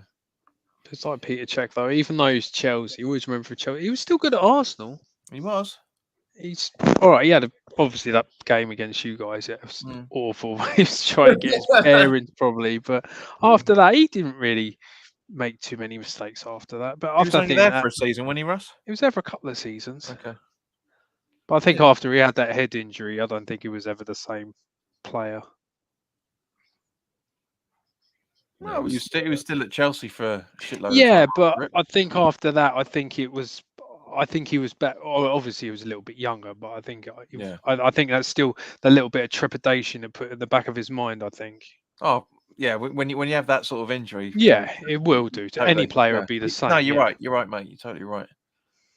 But that's what I'm saying. It's just the fact that seems to blight a lot of people's opinions. Not everybody. I'm not saying Ross. I'm not saying you as well. But yeah, no. There's those little things like for example, Fabianski. Arsenal's nickname for him was Flappy Hansky. Yeah. And when we signed him, no word of a lie. When we signed him, when I did the video about it, I said, why have we signed Flappy Hansky from a team that's got relegated? And he's proven me wrong. But that's the thing. He never got a chance at Arsenal. I mean, come on, he was never. I mean, it was always. I can't remember who was in goal. Was he there with Czech? Chesney, was it? Chesney, Chesney, yeah. Chesney, actually, he was a good keeper as well. But yeah, very good. I think he just fell out with Wenger, and Wenger got rid of him. But didn't he smoke it in the toilet? Apparently, if smoked in the locker room, Wenger said just get out, basically. He's still goalie for Poland, isn't he? I think so. Is he still at Juventus? I think he's still at Juventus. I think he is. Yeah, I think he is. Oh, he's a good keeper. Yeah, just discipline issues. I think It was like Aubameyang. It just turned up late and all sorts. Arteta was having none of it and get rid of him. It's like, bloody hell. Well, to be honest, mate, you need that from your manager. You can't have anybody taking the piss, especially your bloody captain. Oh, yeah, exactly. What, Mbappe? Oh, not offside. Oh, yeah. I was It going to was say, eventually. the game eventually, yeah.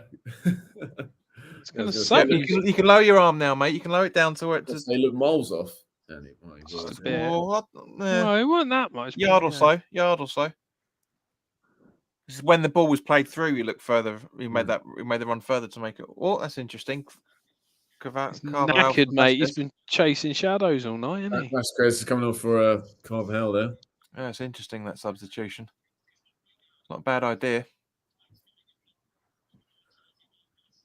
And Rodrigo's coming on for Asensio. So 2 subs there for Real Madrid. I'm pretty sure Neymar's going to come on now. You would like to think, for a PSG point of view? If Moyes was in charge, mate, no. But Mikel Arteta is 60-minute substitute every game. yeah, yeah, Dimmer is. No matter if you win, lose, or draw. So, he's played well tonight, Dimmer. yeah, called it spot on, mate. Spot on. Dimmer has played well tonight, but he should have. I mean, I still can't believe He could have had a hat trick. He genuinely could have had a hat trick. Can't believe he did score that first effort. But anyway, Neymar, the super sub, he's come on.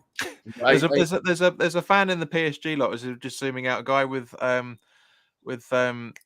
camouflage cap. Like, what? Hang on, what's going on here? So he's like flabbergasted that Di Maria has been taken off. Yeah, but you're not going to take Messi or Mbappe off, are you? Let's take him off at half time. You see, I see Neymar's gone to the same hairdressers as Ben Rama. Right, we're going to see what Neymar can do. Obviously, his first game for a couple of months. Been injured, of course.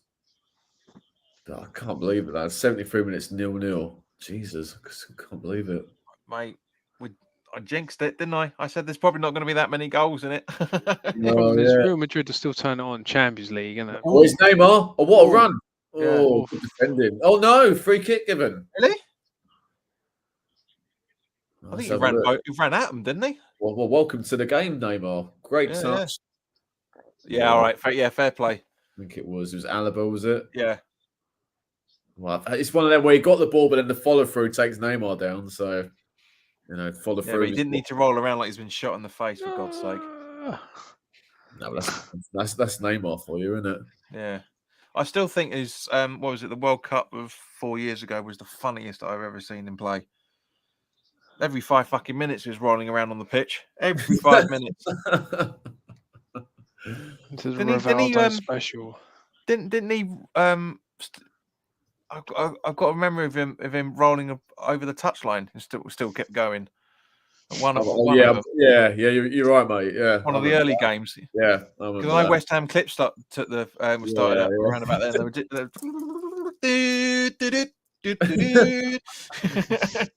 Okay, what options to stand over a free kick? You got Lionel Messi or Neymar to take a free kick. Fucking hell! It's like when Real Madrid had like Figo, Zidane, David Beckham. Yeah, fucking unbelievable players. Well, it's Barcelona. Roberto Carlos as well. It's Barcelona about 3 or 4 seasons ago, isn't it? Exactly the same thing. Yeah. Here we go. Free kick about 25 yards out, I'd say. Who's going to take it? Messi takes it.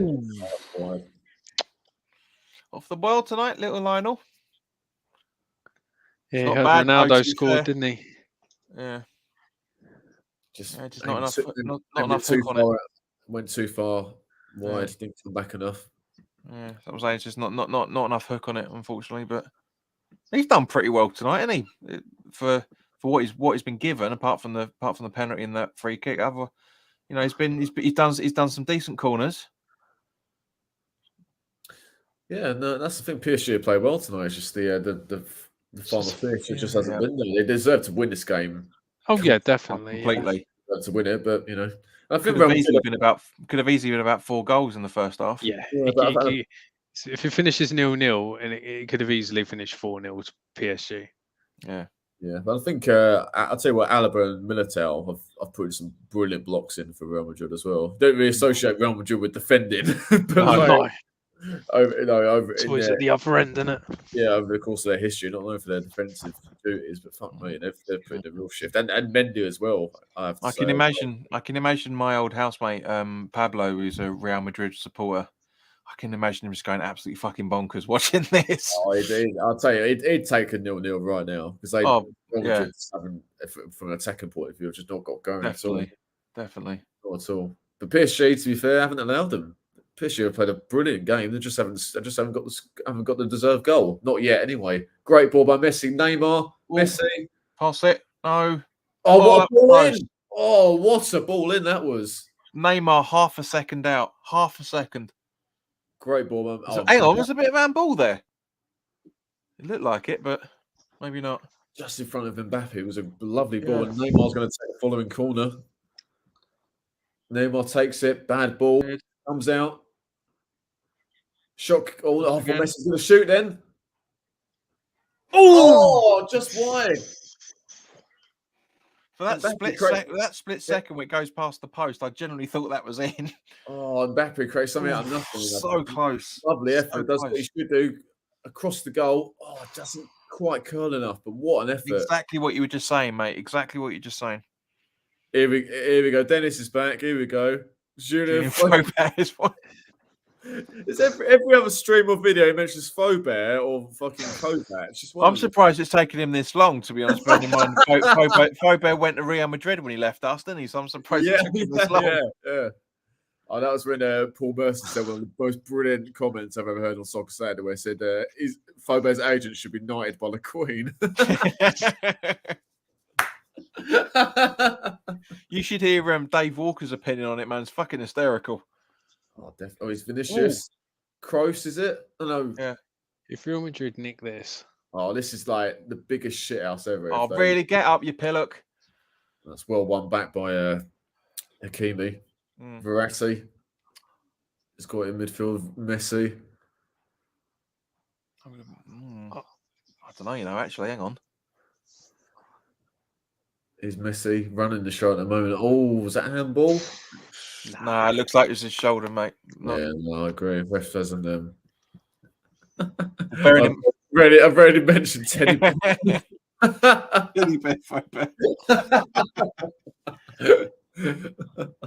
Oh, this is great. We've talked about the championships and I talk about everything else. I've been trying to bloody tell you. You've been telling me to shut up whenever. Not me, I haven't. I'll come back. I've been saying like fucking Tranmere and Harrogate and all the rest of it, but good block. Thanks, Shark. I'll come back to that question, mate. We'll just do this. We'll do this corner first. Every time, yeah, great block off the first. Alaba, how many blocks has he put in tonight? Jesus Christ, man, what a performance! Neymar's going to take this corner. What's that? What was it? Football Manager in the commentary? PSG are piling on the pressure. Well, it has been like that for the 79 minutes. Neymar comes in, corner, well headed away. Well, Millwall are 2-0 up over QPR, so that's going to put a damper on their playoff prospects, isn't it? Yeah, exactly, yeah. And eventually, all right, we'll come back. Cheers, Sharky. Thanks for your question, mate. So, which of the 4 teams in the playoffs within the Championship would you like to see come up? Blackburn, QPR, Huddersfield, or Middlesbrough? Well, I mean, that's if it is them 4, because look at the Championship. There's usually at least one side that comes out of nowhere. So, I think because they haven't been in the Prem for a while, I'll probably go with. I don't know. I think I might go Blackburn actually, but I don't really mind the other sides. Well, you guys got any opinion on that? Blackburn would be good, bearing in mind all the problems they've had over the last few years to get back into their contention for the playoff. But I wouldn't mind having QPR back, to be fair. Yeah, I think that's what Dennis has put QPR. Haven't Blackburn got a striker who scored 30 goals or something? Yeah, we've been linked with one of the Blackburn players, haven't we, JP? Oh, there's been quite a few over the last couple of seasons. Yeah. They got a Chilean forward or something who scored 100 goals or something. But no, being where I live, because I live near Windsor, And Yeah, I see, dear boy. Okay, yes, rather. I know loads. Not quite. He's a Windsor gunner. You see, yes. He comes in with the the prawn sandwiches and his Tia Marie and Coke. That's don't Jazz lives near Windsor, doesn't he? He does. Yeah, it's one of our West Ham mates. Russ, he lives in Windsor or near Windsor. Yeah. It's between Windsor and Slough, if I remember correctly, something like that, out that neck of the woods. Yeah. Okay, yeah, because I know literally I know loads of West QPR fans, obviously, because obviously we're just west of West London, aren't we? So yeah, I went to school with quite a few of them, and they're always and one of my old workmates, he was a QPR. Hazard on that for Vinicius. Yeah. One of my workmates, he unfortunately he was only 50. He passed away this year, unfortunately. He was a QPR season ticket holder, massive fan, went to every single game. Yeah, so just for him, really, I'd like to see QPR come back up. I wouldn't mind Middlesbrough because I fucking love Chris Wilder. What's the manager he is, by the way. So, and he's doing a brilliant job again at Middlesbrough. So, for that reason, I don't mind Middlesbrough, but I'm not really bored. Oh, cheers. No, Dennis and Sharky have both said Barrett and Diaz. That's the one, yeah. I think a few teams will be eyeing him up, wouldn't they? Oh, I still can't believe that Huddersfield were the only teams to get through the playoff with a minus goal difference. God, so shocking, isn't it? That's a great free kick, that is. It was beautiful, to be fair. But when they got promoted last time, JP, you mean? When they came out in the Premier League, it was like minus 7 or 14 or something stupid like that. Oh, well, their goal difference? Yeah. Really? Seriously, they were. That's because they talked about it a lot on Ball Street before they shut down. And I thought, what's his name? Flav. I thought Flav was taking the piss out of it because the bloke who runs Ball Street was a Huddersfield fan. And I thought he was taking the piss, but I genuinely looked and he was absolutely right. They did. I'm gonna have to have a look at that now. What it was? Let's have a look at the table. 16. Oh well, yeah, minus. Oh, it wasn't quite minus 14, but it's minus 2, which still for a team that finished 5th in that season. Because didn't the second leg and their final went to extra time because it was 0-0 both times, if I remember correctly. I know one of them was penalties. Yeah, they played Sheffield Wednesday. It was 0-0 first leg, 1-1 second leg. And then they won on penalties. Yeah. They won on penalties in the semis, and then it was 0-0 in the final against Reading, and they won that on penalties as well. So they it's ridiculous.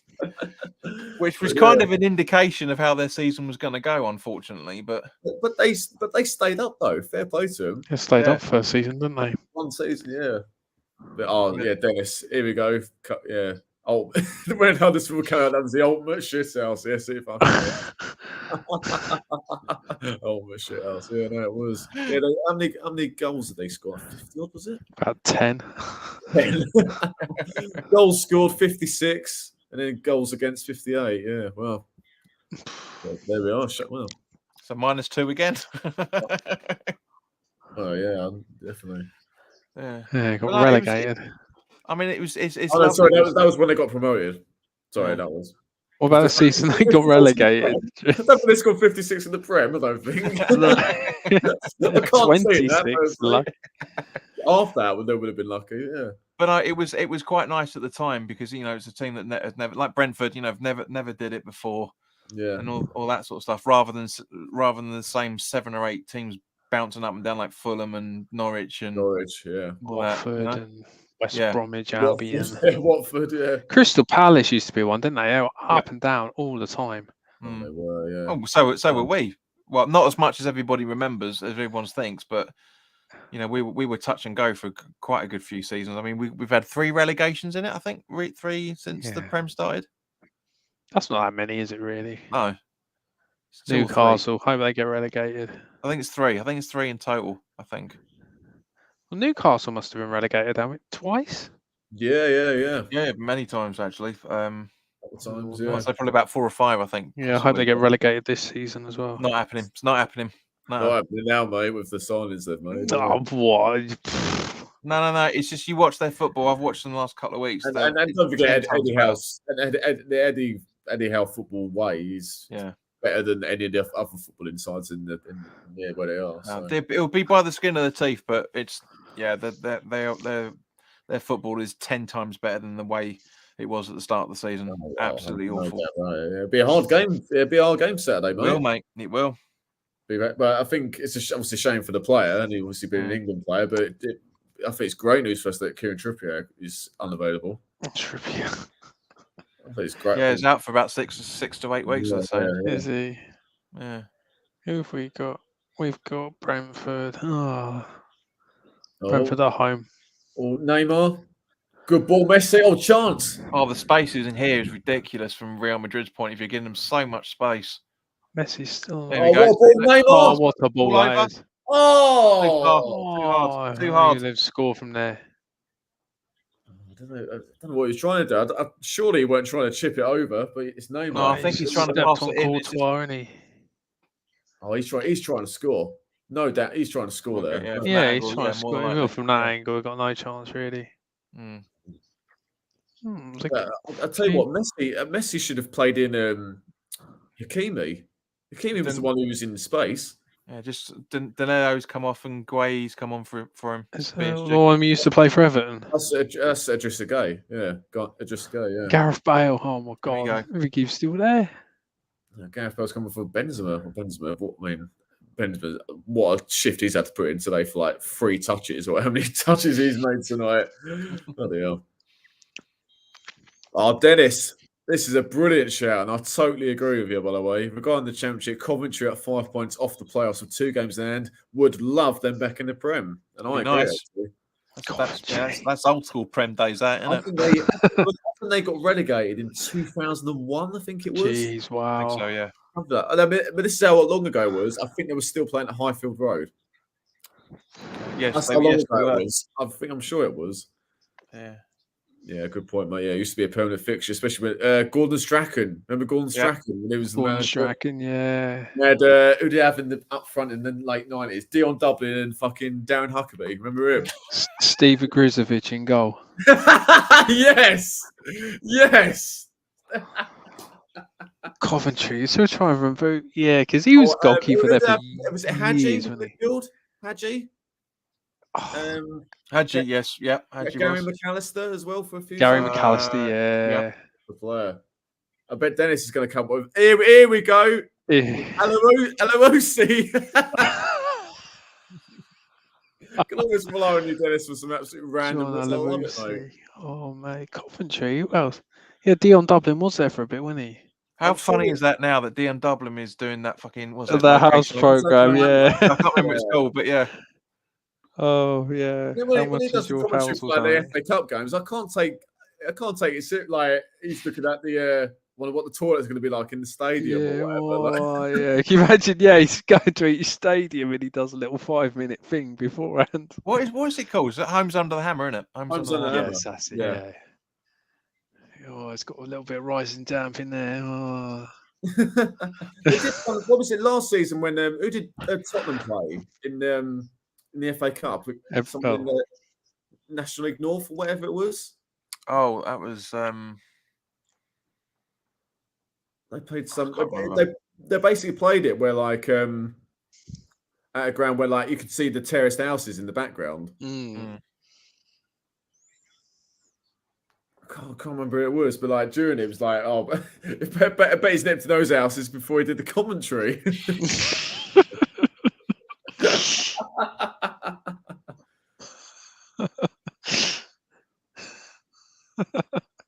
Oh, this could be the last ditch. What about Messi? He's Mbappe. He's in Mbappe. No one there. No, how was no one there?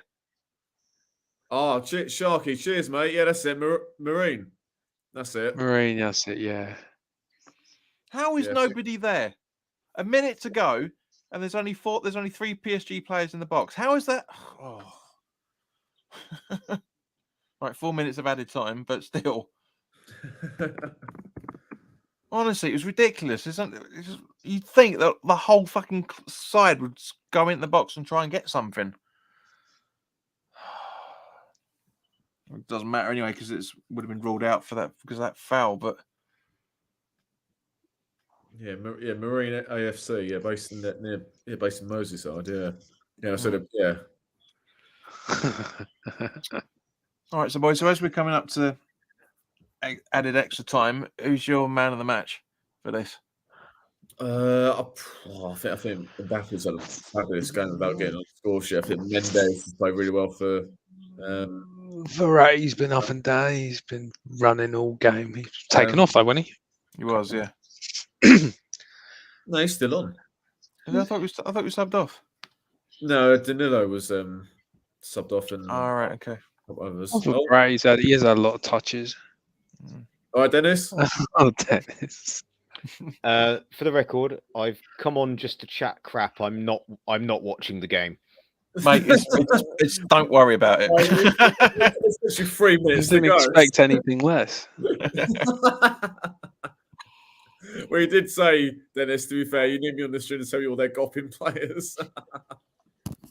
Yeah, so they had Steve Staunton. Oh, God, yeah. Steve Staunton. Dean Gordon. Was he Magnus Hedman. Magnus Hedman, the goalkeeper. Yeah, the Chris Kirkland. Yeah, Chris Kirkland. Julian Joachim. What a little player.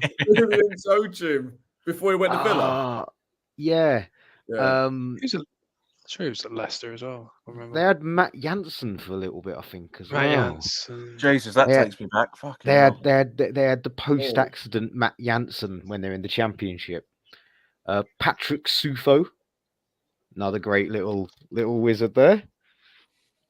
Oh, I think we're talking about Prem Coventry, Dennis. Yeah. Oh, come on. Prem Coventry, come on. Good stuff. Well, elbow. I actually put him man actually Courtois, actually, JP, I'd say. He's kept Courtois has been brilliant. Yes, mate. Yeah. There's not an argument for a better player out there, to be honest. It just shows you how bad it is that man of the match is a bloody goalkeeper, but from that point of view, but it is one. Peter Unlove, is it? Peter Unlove, yes, that's it. That's the one I was thinking of. Yeah, Peter Unlove. That's a great name. I remember we were when Pards first took over, Bill. We were linked with him like so much when he was at Sheffield United. Yeah, we were linked with him like mad as like an attacking midfielder, which is something we just didn't have. We had defensive midfielders and wingers. About a minute to go. Mbappe! Oh, he's won it! Oh, what a goal! What a goal! What a finish!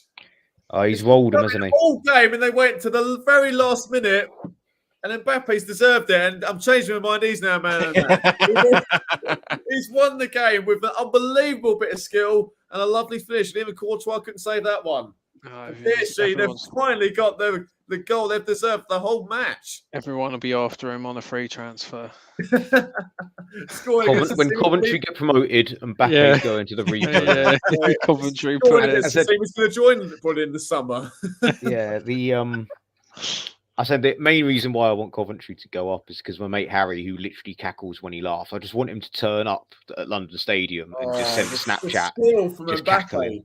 It's a beautiful. Look at that pass back from Neymar. Just look at that. Like, get between two of them.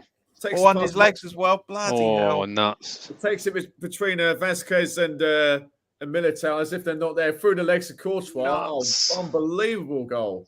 Like it, When you keep saying Militao, I keep thinking you're saying Milito's name wrong. No. He's been threatening to do that all game, Mbappe, and finally in the last minute, talk about clutch play and a clutch player. My God. Almost as good as Peter Unlove. JP, that's the Mbappe you've wanted to see, mate. Yes, I was literally just saying the same because he's had a very. I agree with you, mate. He's had a very, very good game today, and it's not the Mbappe we should have seen at the Euros because he really disappointed me from the France games I was able to watch. But yeah, no, he's had a cracker, and that's a brilliant. I don't think we'll see a better goal. The technique on it is just unreal. Unbelievable. I mean, obviously, we're not going to see another goal tonight. PSG should be at least 2-3 up in this. Yeah, easily. And there we are, full time. Last kick of the game, yeah. Last kick of the game. Wow, what a finish to the match. All I will say is thank fuck for that because it goes in 0-0. Well, JP, you're still right, mate. There weren't many goals in it. Oh, I know. So But wow, I'll tell you what, lads, that was Dennis. You'll see it later, and it is worth the wait, my friend. What an unbelievable goal! Oh no, can we go back to talking about Coventry players now? After we quickly do our roundup of the match, so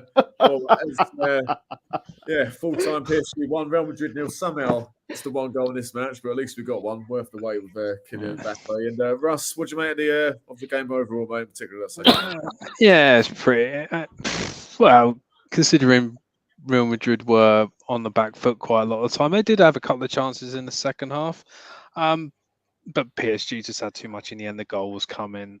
It would have been really unfortunate if PSG had drawn this match. Oh yeah. But yeah, it's like Courtois, brilliant in goal for Real Madrid. Unfortunately, you couldn't really do much about that. Mbappe was amazing. That was an amazing goal and a real worthy match winner, really. So well, see what they could. Totally agree, mate. Yeah, JP, thoughts on the second half and the game overall, mate? I say from properly watching it, it was just it was entertaining, beautiful football from both sides. When they were able to attack, that was the only thing that was missing was a goal. We've seen, other than the sending off, we've seen pretty much everything else. We've seen bookings, we've seen a penalty. Still maintain that was a good penalty from Messi. Just a very good save from Courtois. Guessed the right way. Not disappointed in any shape or form. Granted, obviously, from a teenager's point of view, we watched the wrong game because of the Man City fives, but because apparently it's a hipster's choice, clearly. Exactly, it is. No, you're absolutely right, Russ. At the end of the day, mate, people nowadays are going, "Well, there's only one goal. There's nothing to it." Well, we've seen some beautiful football tonight. Absolutely, some beautiful passing and movement, but hasn't from that point of view hasn't disappointed. But I said at the start it's going to be a 2-1 to PSG, and it deserved more goals. It was literally everything. But what a moment to score as well. What a moment! Bloody hell. Unbelievable. Yeah, I think PSG, look, they deserve to win it. I think all of us would. I mean, Dennis, you haven't watched it, but the three of us would agree that PSG deserves. He's been doing his washing. That's why. That's been drying all day, mate. Don't worry. It's been researching Coventry players. I've been dying of man flu all week. To be fair, all weekend. To be fair, that's otherwise I would have joined you from the start. But man flu doesn't exist. Yes, it does. It's been scientifically proven to exist. Anyway, just quickly back, just to wrap up this game, and PSG deserved to win it, no doubt about it. There should have been at least 3 or 4. That wouldn't have flattered them at all. Dimmer had that big chance in the first half. Messi had a penalty, well saved in the second half. Mbappe was threatening all game. He looked most likely to get on the score sheet. He played brilliantly and got a deserved goal for not only PSG but himself. With unbelievable move and dribbling ability and finish past Courtois, who was outstanding for Real Madrid. I'd probably put Alaba as well, played really well for Real Madrid as well. But I think from a Madrid point of view, I think it just shows how obviously they're doing well in La Liga, but in terms of at the moment the Champions League, they look, but on the basis of tonight anyway, they look a bit way off. Adding to their 13 Champions League titles, I think. Just going back really quickly, just looking at the match stats for this game, it's fucking bonkers, mate. Honestly, PSG had 57% possession in general, 21 shots, 8 on target. Real Madrid 43%, obviously, 3 shots, fuck all on target. Well, I think that perfectly reflects it. Real Madrid just didn't get going at all. But I think we mentioned it at half time, and it came on in the second half. PSG's relentless pressing from the front. Real Madrid couldn't get out, and it was just a wave after wave of attack from a PSG point of view, and it should have been. Yeah, we keep saying it, but it's so true. Like, it was one of the most one-sided Champions League matches you're ever going to see. It was crazy, but in the end, it was worth the wait with an unbelievable goal from Kylian Mbappe, one of the best in the world. Well, now we've talked about the game. Let's go back to the championship chat. I've just had a look at the table, and the team that are 7th are Nottingham Forest. And tell you what, that is one team I want to see back. Forest. Oh, that would be entertaining. It's been a long time. God, is it 99 was the last time. They've not been in the Yeah. Premier League in Well, the new and millennium. here's a name for you: Pierre Van Hooijdonk up front. They had Dave Besant in net as well. And was it yeah. that season? Then was it that season Colin where Cooper. Ron Atkinson was in charge and he sat on the wrong bench? Yes, that was the one where Ole Gunnar Solskjaer came on and scored 4 goals against them as well. I remember watching Premiership years, on Sky. Fucking Ron Atkinson trying to save Nottingham Forest, sits on the wrong bench. Sits in the Arsenal dugout, doesn't it? Oh yeah, was that? It was Ron Atkinson, wasn't it? Ron Atkinson, Yeah. his last managerial job tries to save Forest, then he sits on the wrong bench. It was somewhere in between. It was after we managed Villa and Harchester United as well. Harchester United. Yeah. If you don't realise that Ron Atkinson initially was the manager in Dream Team and appeared for like the first few episodes. Yeah, I never watched it. I only got into it the first. I don't remember the first series. I just know this because of YouTube, mate. But yeah, he was the original manager. I only remember it kicking off at series 2 because originally it was about the youth team. And then they made it about the first team when they got renewed for a second series. But Sharky, I agree. Sorry, Dennis. Just Sharky, I agree. I've been a few times. Great city. It's impossible to get lost because it's all in blocks, like it's in America as well. It's great. Yeah. Stuart Pearce. Roy Keane as well. I think Darren Huckabee played for them as well. I could be wrong. He played for Coventry, didn't he? He played for Forest as well, I think. Could be wrong. Robbie Keane played for Coventry. Oh, yeah. We'll get back What on was that? Don't worry. That's the transfer you don't see nowadays. Coventry to Inter Milan. That's you don't see that kind of move anymore. Because I'm just racking my brain thinking of like more Coventry players while we're watching it. So Paul Telfer, Gary Breen. Gary Breen, yeah, I remember Gary Breen, yeah. Richard Shaw. Richard Shaw, He scored one of my favourite own goals ever against us. His name, Barry Quinn. Who?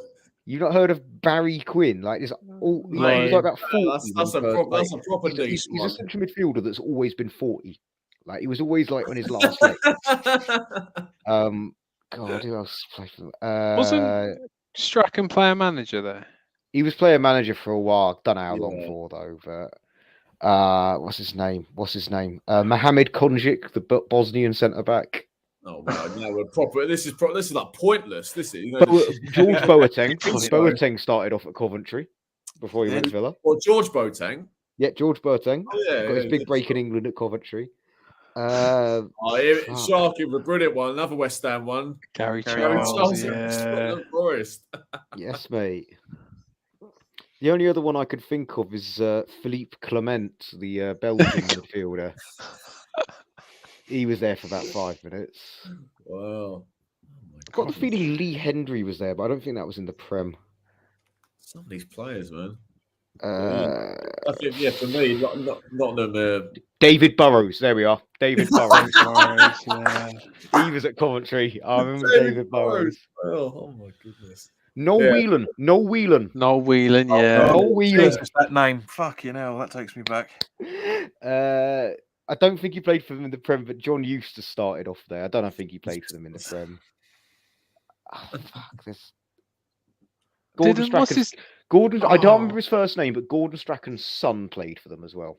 But I cannot remember his first name. Was it Martin Strachan, wasn't it? Fuck knows, mate. Something like I'm sure it started with a name. Let's have a look. What's his name? He used to play for Coventry. He used to be on with Alan Brazil. Mickey Quinn. I've said Mickey Quinn. Sorry, Barry Quinn. I said no. Mickey Quinn. Yeah, it's good. Different player, mate. He's making names up now. No. Gavin Strachan. Strachan. That's it. Gavin Strachan. Sharky's got Gavin Strachan. Yeah. Gary McSheffrey. Gary McAllister. Yeah, we said Gary McAllister. Oh, we said that. All right, okay. For Nottingham Forest, there's one. Steve Stone. Stone, David Johnson. Great striker for Forest. Oh, David. Him and Harewood had a lethal partnership. Oh yeah. Darren Ward, the old Welsh keeper. It was Yep. Des Walker. Des Walker, yeah. You'll never beat Yeah. Des Walker was the old chant. Yeah. Went Tell you what was good. Sampdoria, didn't he? You got the midfielder Andy Johnson, not the striker Andy Johnson, midfielder. He had that long hair, played for West Brom, for Nottingham Forest. Jason Lee, that's a good Andy Reid. Jason Lee, he's got a pineapple on his head. Fuck me. Are we going back to to quality, though. Calvin Phillips now? Andy Reid, the little Irish winger. Andy at Reid, Forest. yeah, he's a good player. He was before he went to Spurs, yeah. Yeah. What was the other West Ham? Chris Cohen? Chris Cohen. He was He more played championship. for them for years. He played for years for them. Jermaine Genius started there. As did Michael Dawson. Michael Dawson. There was, although he was crap, he had, I don't know why, but as a child, I found this name hilarious. Chris Doig. Boig.